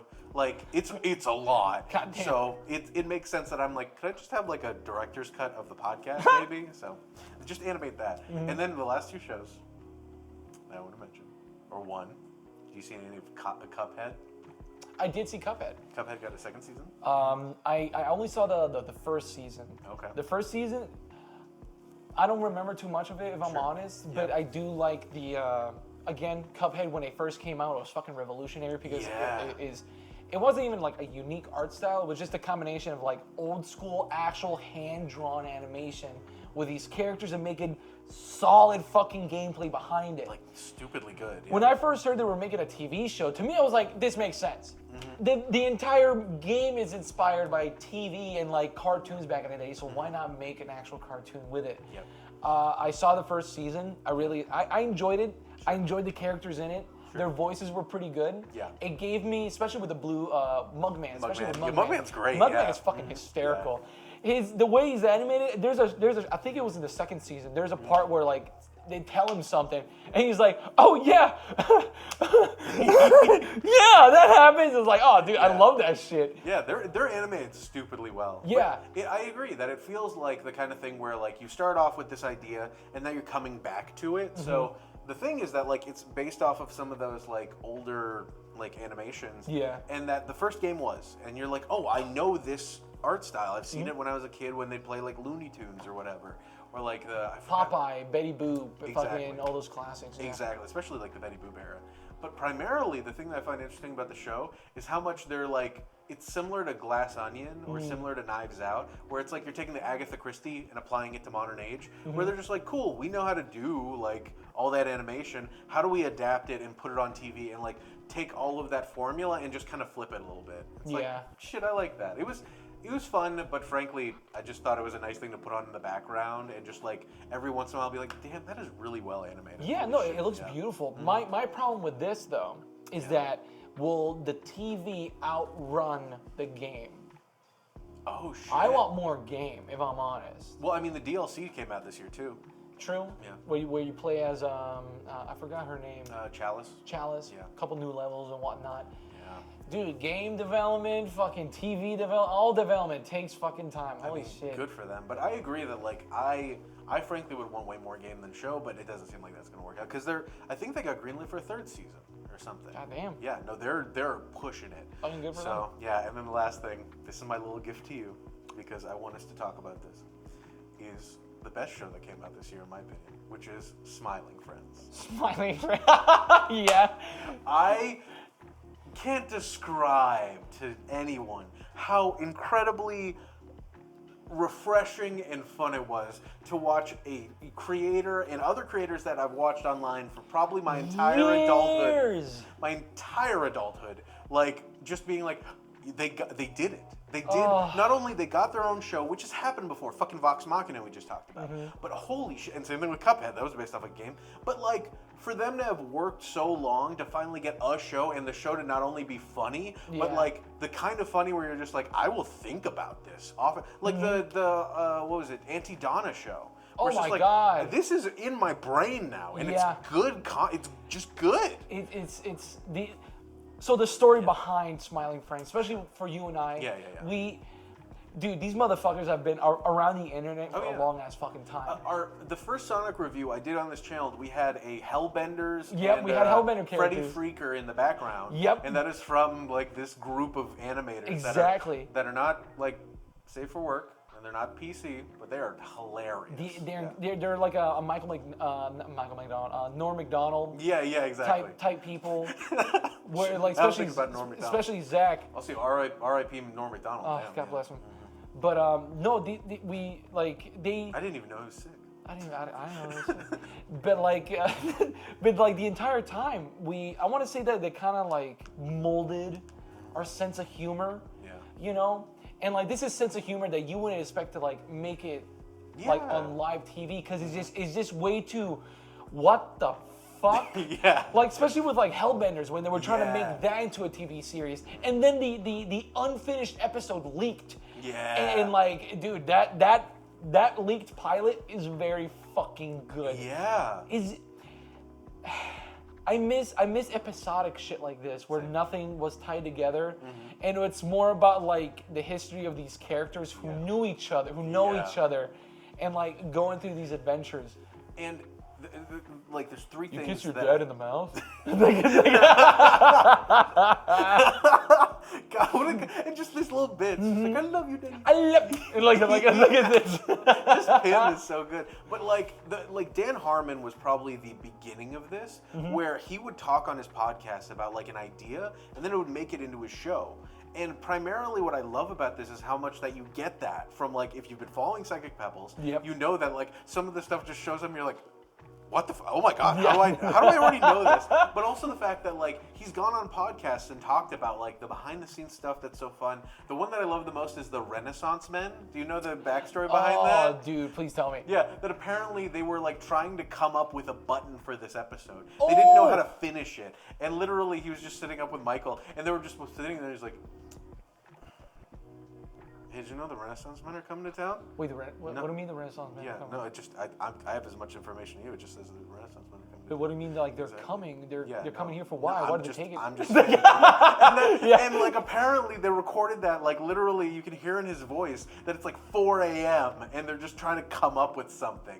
And like, that moment just made it in. It was so fucking funny. Like, legitimately really funny. Like, they just make a Chekhov's gun with fucking whatever. And especially the end where he's just like, oh, I guess the Renaissance Men came to town. But that's not Renaissance. Like, oh God. My brother and I just say that to each other sometimes. Or it's like, hey, do you know the Renaissance Men are coming to town? It's a lot of, like, it's just just funny, iconic. He was taking his iconic 4-hour nap. Yeah, his iconic 4-hour. It's just the style of writing and everything. It feels like not a lot of supervision by people who think they know what they're doing was involved. It feels like a person and his friends decided to make a good TV series with what they know. Exactly. Like, I don't know how to make a Star Wars, or I don't know how to make, like, this type of story, but you know what I do know how to make?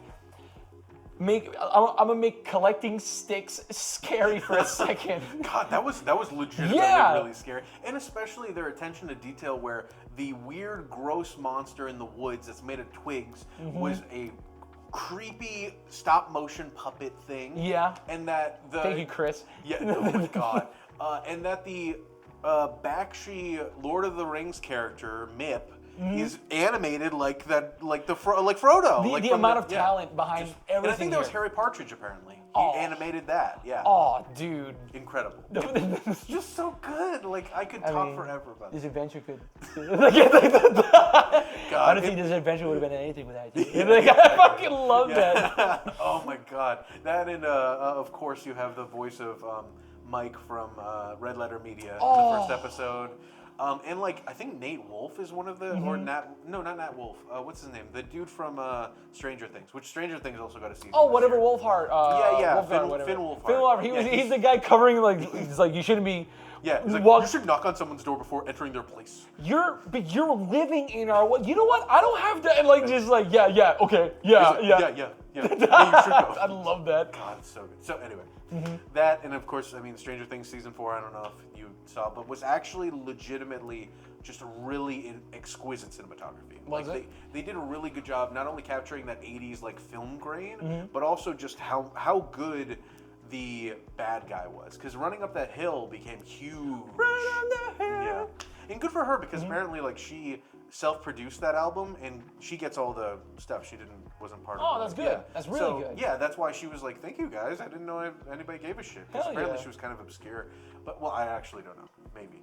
But the thing that I love about, that season is how much that it, like, dude, some of the visuals are just really great, but the editing is, like, surprisingly good. I did catch a glimpse of the cinematography. Yeah. It's definitely... The dynamic range on those cameras is stupid now. Yeah. The sky is like perfectly blue, and the shadows are bright, and you're like, what the fuck? It's weird seeing that budget and that cinematography and everything, everything, right? And then go into like the Christmas special with James Gunn. Yeah. And like you see the outside shots, and they didn't even have like they didn't have diffusion. Or they didn't have like silk on their actors. They were just blown out sometimes, and make it more natural, sure. But like it's good to see two different ranges and two different like budgets doing the same cool shit. But the best thing that I can say about Stranger Things is like every shot felt intentional. It didn't feel like some shots probably, but it didn't feel like they were like shooting for coverage. It was like this is what we're getting. This is the fucking shot I want. And someone who hasn't even seen this series, a lot of iconography. And like, we're at the point, we're in a time and age where like iconography is now memes. Yeah. Like, if we didn't have the internet, we didn't know about memes or anything like that, when that person listened to the music and started floating up, and like you just saw that as a thing, like that's what it's called, iconography. Like it's a visual that stays in your fucking head. Memes, just memes, the DNA of the soul. DNA of the soul. God, like, oh my god. And which also, if you guys haven't seen Maxor, go watch Maxor's YouTube channel. He's just good. But yeah, man, I agree that like it's just a lot of these shows too have done that, where they're just like, how do we make a moment that's so captivating that it becomes a meme, you know? Yeah, and like film is how can I say, just like any other art, it's forever going to evolve. Yeah. Do you hear what happened recently with fucking what's his nuts? Which what's his nuts? There are many what's his nuts. The guy that crashed that plane with the Bane. Oh, you're talking about Christopher Nolan? Yeah. Yeah, what about Do you hear in his new movie, he was like, I instead of using CG, I recreated a nuke. Yeah, I heard, hear about that? Oh my god. Which, my friend and I were joking about it. Like, we were literally saying, like, that'd be funny if he did that. Like, that'd be funny if he said, like, hey, Warner Brothers or whatever studio, is a nuke in the budget? Yeah. I don't want to, I crashed a 747, I've crashed all these planes, can I get a nuke real quick? I mean, it's just like if you were a cinematographer, how would you capture that? That's the thing that I find.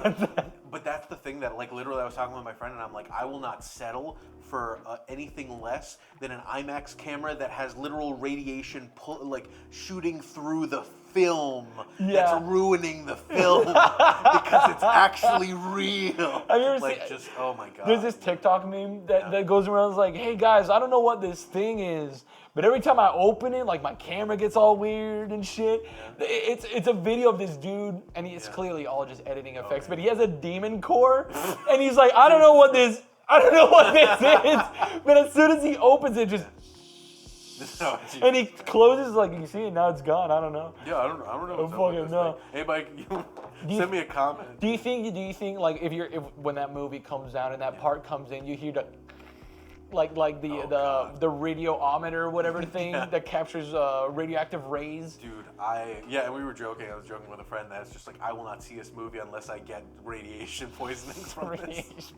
But dude, I mean, and we got some cool shit coming up next year. Like, seriously, there's a stupid amount of good stuff that's out there right now. And so I am surprised how little stuff either I heard about or saw that was like really bad. Like there wasn't anything that like really offended me with how bad it was. It just mostly was like, this is kind of upsetting that it doesn't reach the incredible quality that I see pretty often, frankly. A lot of cool things have been announced, and like they're just in the middle of making. I feel like people buy into the hype a lot more than the product itself nowadays, which is nothing wrong. That's just how you sell a product, right? Of course. Like, I'm trying to pull up an example, but like recently, I don't know if you saw it on Twitter, but one image came out of the new Joker movie.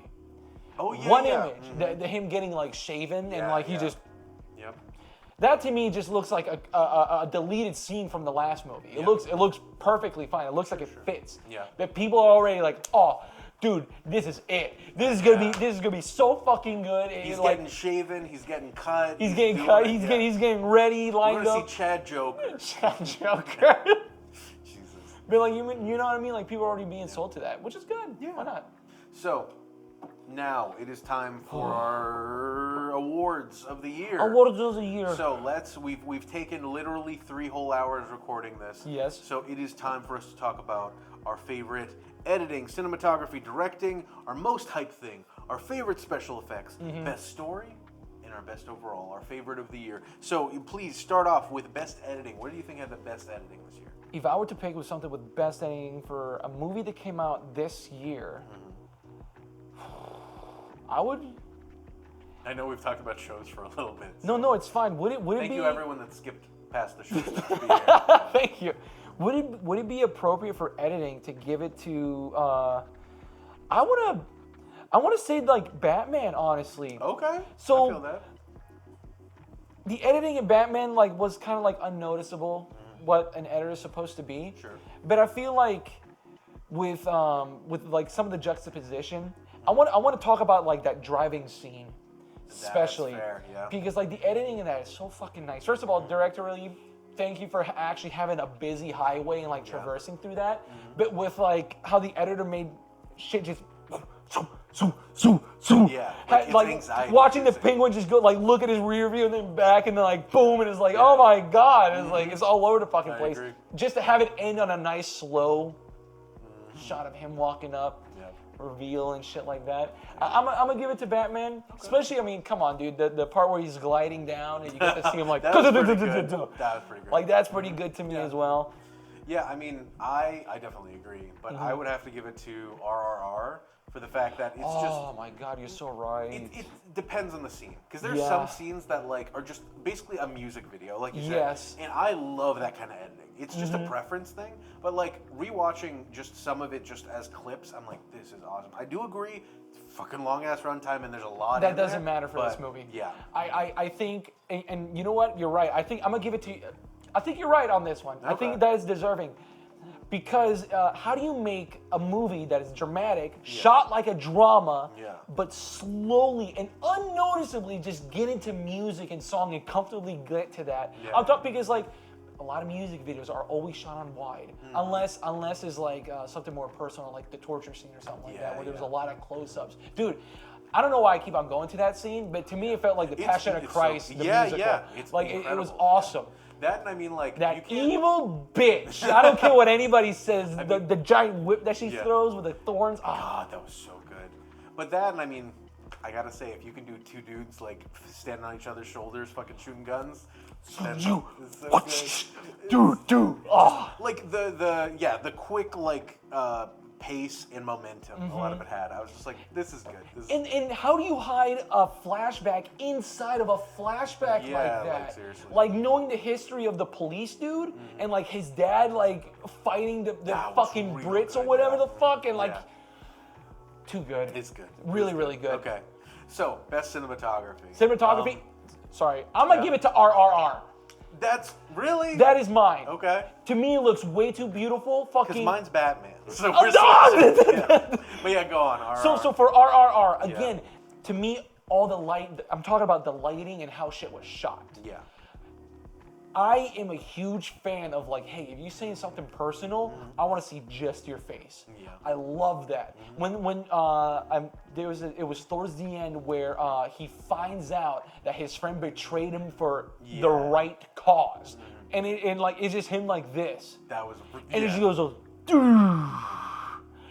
And like us as an audience, we always knew, but to reveal that and to showcase it and linger, just.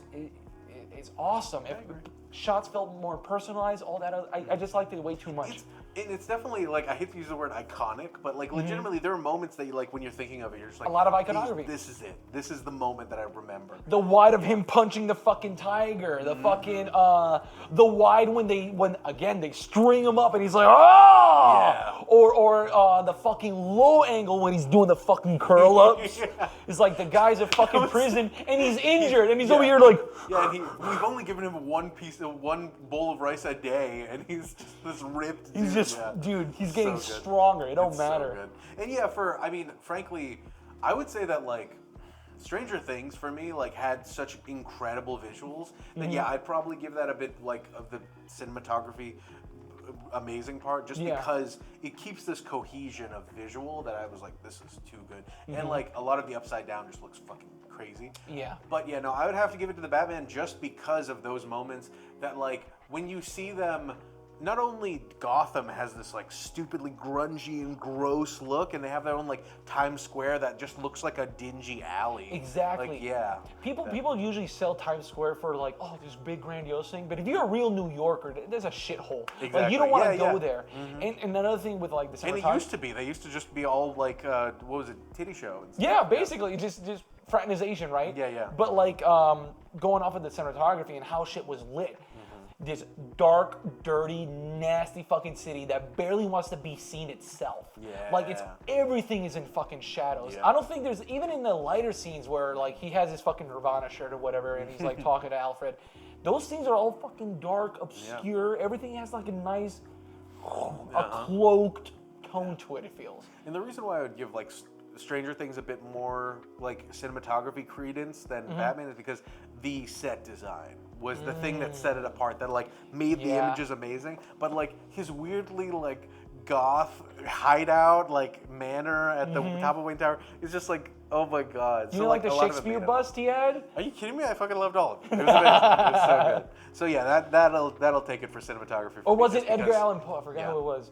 I think it was probably Poe. Poe, yeah, sounds more Poe. But what I love, apparently they used, you know that nifty 50s Helios lens? That's like an old, like, Soviet lens that you can get for like $50? Apparently that's what they used on like a crash cam during that driving scene, just to get that like halo effect and like the shit that they've been trying to build the entire time. They're just like, we need a crash cam, but it can't look like any spherical regular lens. We need it to look weird and gross. So they threw like a lens anybody could get on probably, I think they used a Komodo or something, like a cheaper cinema camera, but like it's just the kind of thing that they were like intent on, like we want it to look like this. This is what we're going for. Just gross and dirty. So yeah, I'm down with it. I love that fucking movie.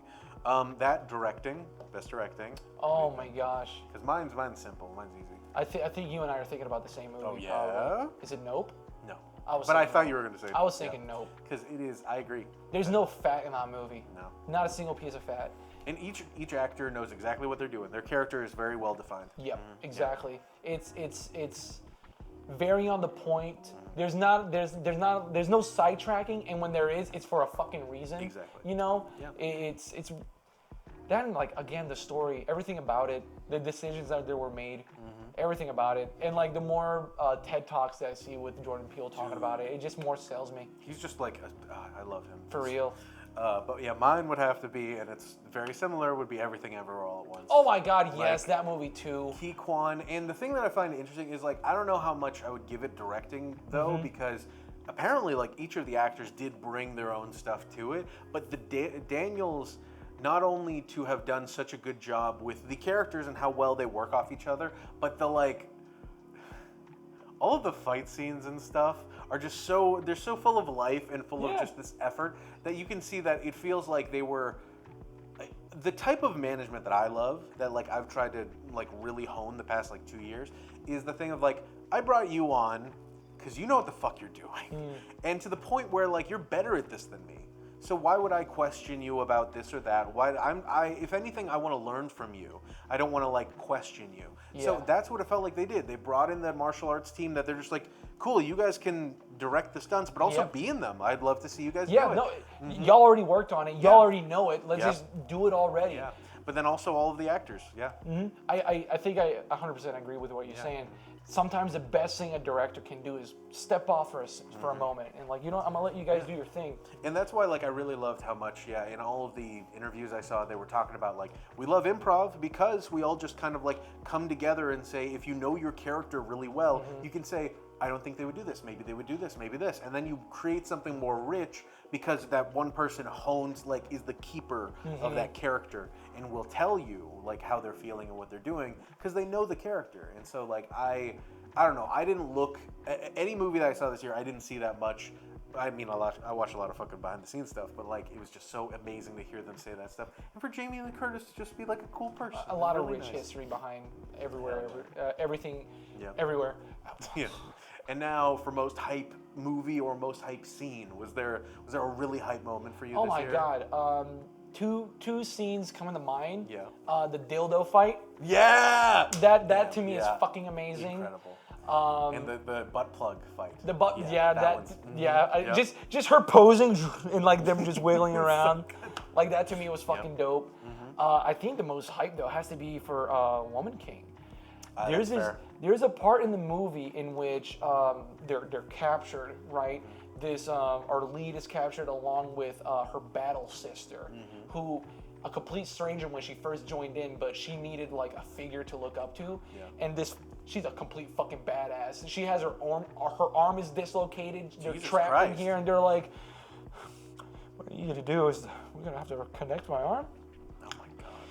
We're gonna escape and we're gonna kill everyone here." It's like shit, that's rad as hell. All right, so the fucking plug that shit back in, and like they're in this fucking fortress, and the woman, the lead, I forgot her character's name. She just walks in there. She's all completely by herself. She's one of those leaders like, all right, my people are doing her shit. I'm gonna face the big boss by myself. But this big boss is someone who like,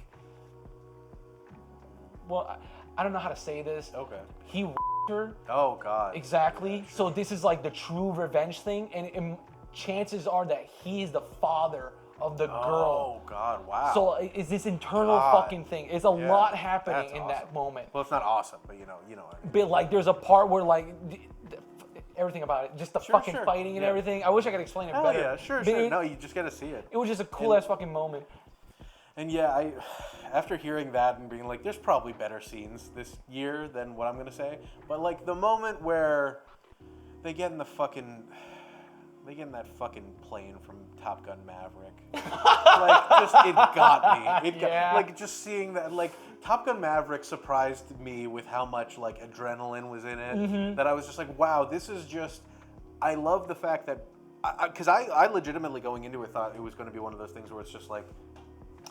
Going into it thought it was going to be one of those scenes where going into it, I thought it was just going to be like wow, this is kind of cool, I guess, that they did all of this practically, but you know, it would have been cooler if they used CGI. But no, like watching the dude do that like trench run thing and just seeing from the perspective of the camera, like the whole world move around, I'm just like, holy shit. So like stuff like that. It kind of, really it puts you in perspective like, holy shit, this is fucking tough. Yeah, like this is, your reactions need to be like on fucking point. Otherwise, you and the $1 billion that you're riding on are crashing. Yeah, it's fucking scary. Yeah, you need to have that Scientology energy about you. Oh, dude, 100% right. You need to have Xenu behind you. You need to have everything, bro. I put Xeno on my back. I got Xeno on my back. He's my co-pilot, dude. I'm telling you. Xenu, you could be my co-pilot any day. Any fucking day. Okay. Like he just fucking like some fucking alien. So now, best special effects.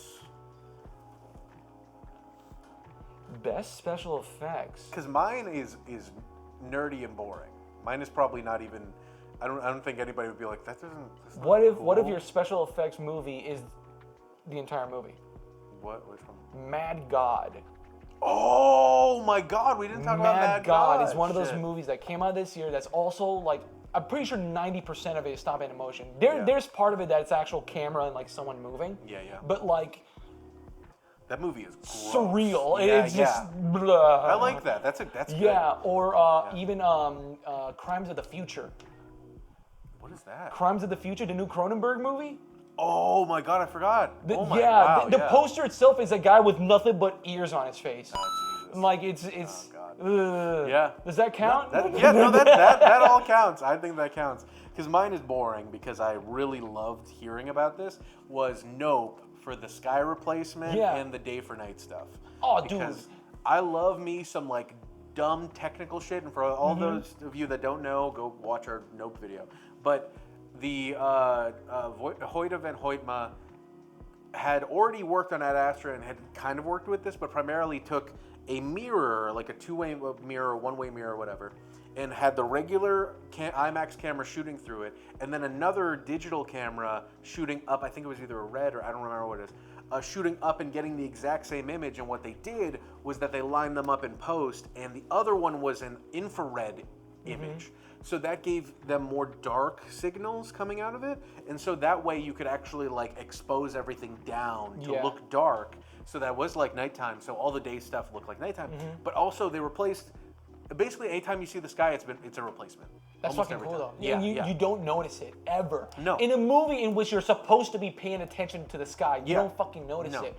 Also, if you want a good comparison between good day and night and bad day and night, grab Nope and grab The Dead Won't Die. Oh God, what is that? It had the guy, he was Kylo Ren. It had him in it. Oh, him, really? It had, I know what you're talking about. Yeah, it had Bill Murray as well in it. Yeah. There's a whole scene where it's supposed to be nighttime, but it's clearly fucking day for night. They're like slaying zombies at a graveyard or whatever, and like the shadows are fucking hard.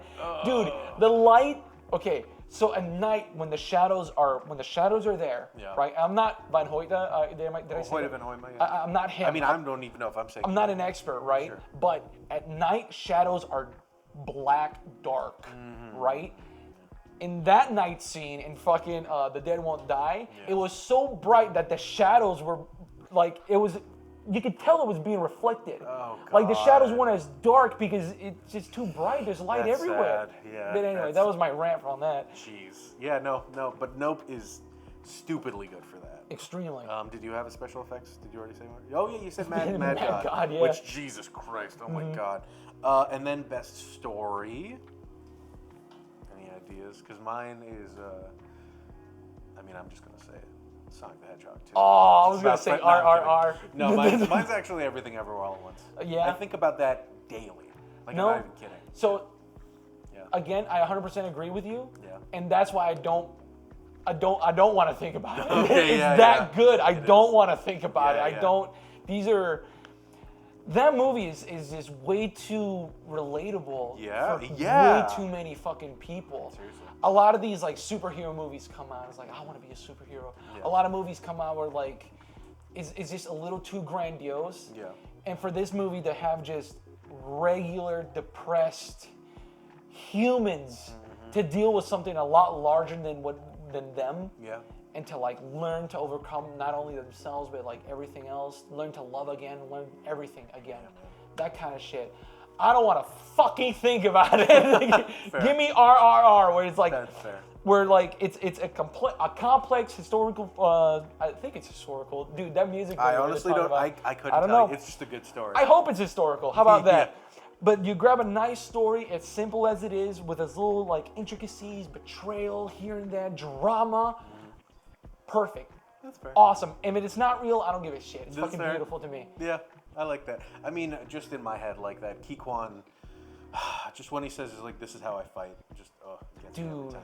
It gets me. Like, When you talk about like when he pushes her away. Yeah, and, yeah. like, and she's like, I thought this is like what you wanted. We're together. It's like No, I ain't having it. I ain't having it. movies Yeah. too deep for me. Right? Yeah, 3 deep, 5 me. yeah, dude. What is your overall? What's your favorite movie of this year? What's what you think is the best? Or you could have a favorite, and you could have what you think would be best. But I mean, I know what mine is. What it is? Of course, it's Everything Everywhere. Everything All at Everywhere Once. Once. I could watch that a million times, and even still, I think I've watched it like 5 times since. And every time the rocks show up with their their talk bubbles, like the text, I'm just like, this is so fucking. It's so simple, but it seems fresh. I don't know how the Yes. fuck you do it. Like, Yes, it's just- because it is fresh. Yeah. No, dude, if you gave that script to somebody and they say, wait, now they're rocks, yeah. and what? Yeah, Like, Jamie Lee Curtis didn't know what the fuck the movie was till she saw it. That's Like, good. Yeah, yeah. Sometimes the best things come out that way. Yeah, man. Damn, dude. Yeah, and I wish I had more varied things, but I mean, I feel like for me, Everything Everywhere All at Once like swept it. No, even cinematography, like Yeah. that movie was great. I'm gonna go with you, and I'm gonna say that this was it. Yeah. Mostly because it's one of those movies that it's so fucking good that when you watch it again, it's like a health pack. You know what I mean? yeah. It's like you know when like you're watching all this shit, you're like, oh god, the news, the media, everything is so fucking. Hey, let me watch a movie that is for me, and there it is.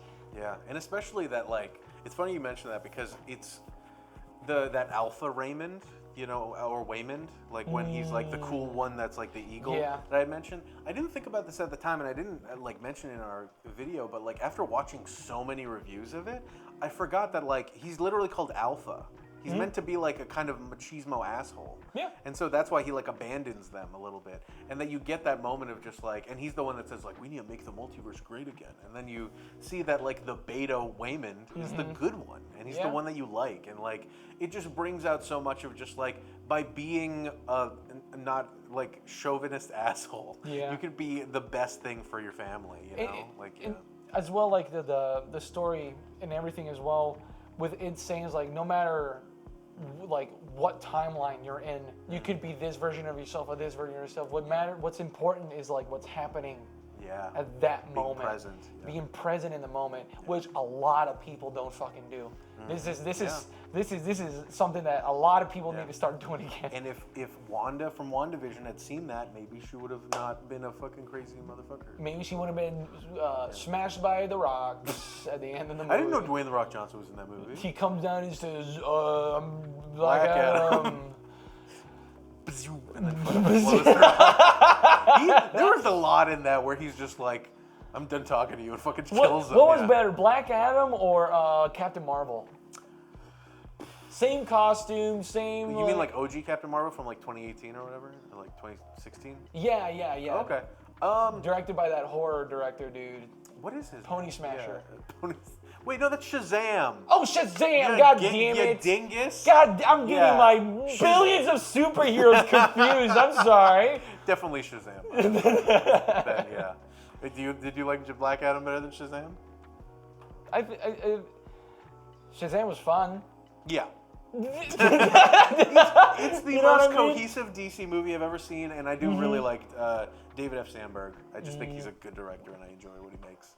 Mostly because he's also a YouTuber, so go watch his channel. Go watch his channel, please. I love that he still does it. Like he still releases. It's great, and he's just like, I'm kind of busy, but I thought I might as well make something for you guys. Might as well. Why not? I make one every birthday or something, so I made you a video. I'm like, oh, this is nice. Thank you. So thank you guys so much for watching. I hope you have stayed with us or skipped around. We left chapter markers everywhere because we know how long this video is going to be. But thank you for sticking with us, and we hope that you've had an incredible 2022. That's the year this year. Well, until 2023. No. All the everything's announced. I don't want to see any of it. I want to see it. No more. Oh God. There's a lot of recovery we gotta do. Yeah. We'll see if we do that anime and video game video. We'll do that later. Because oh my God, Wait, there's more medias? There's more medias, and they're really good. That's the worst part. Is that not on top of everything we've talked about? Anime and video games have been probably even better than oh my God, and the best award given to Bill Clinton.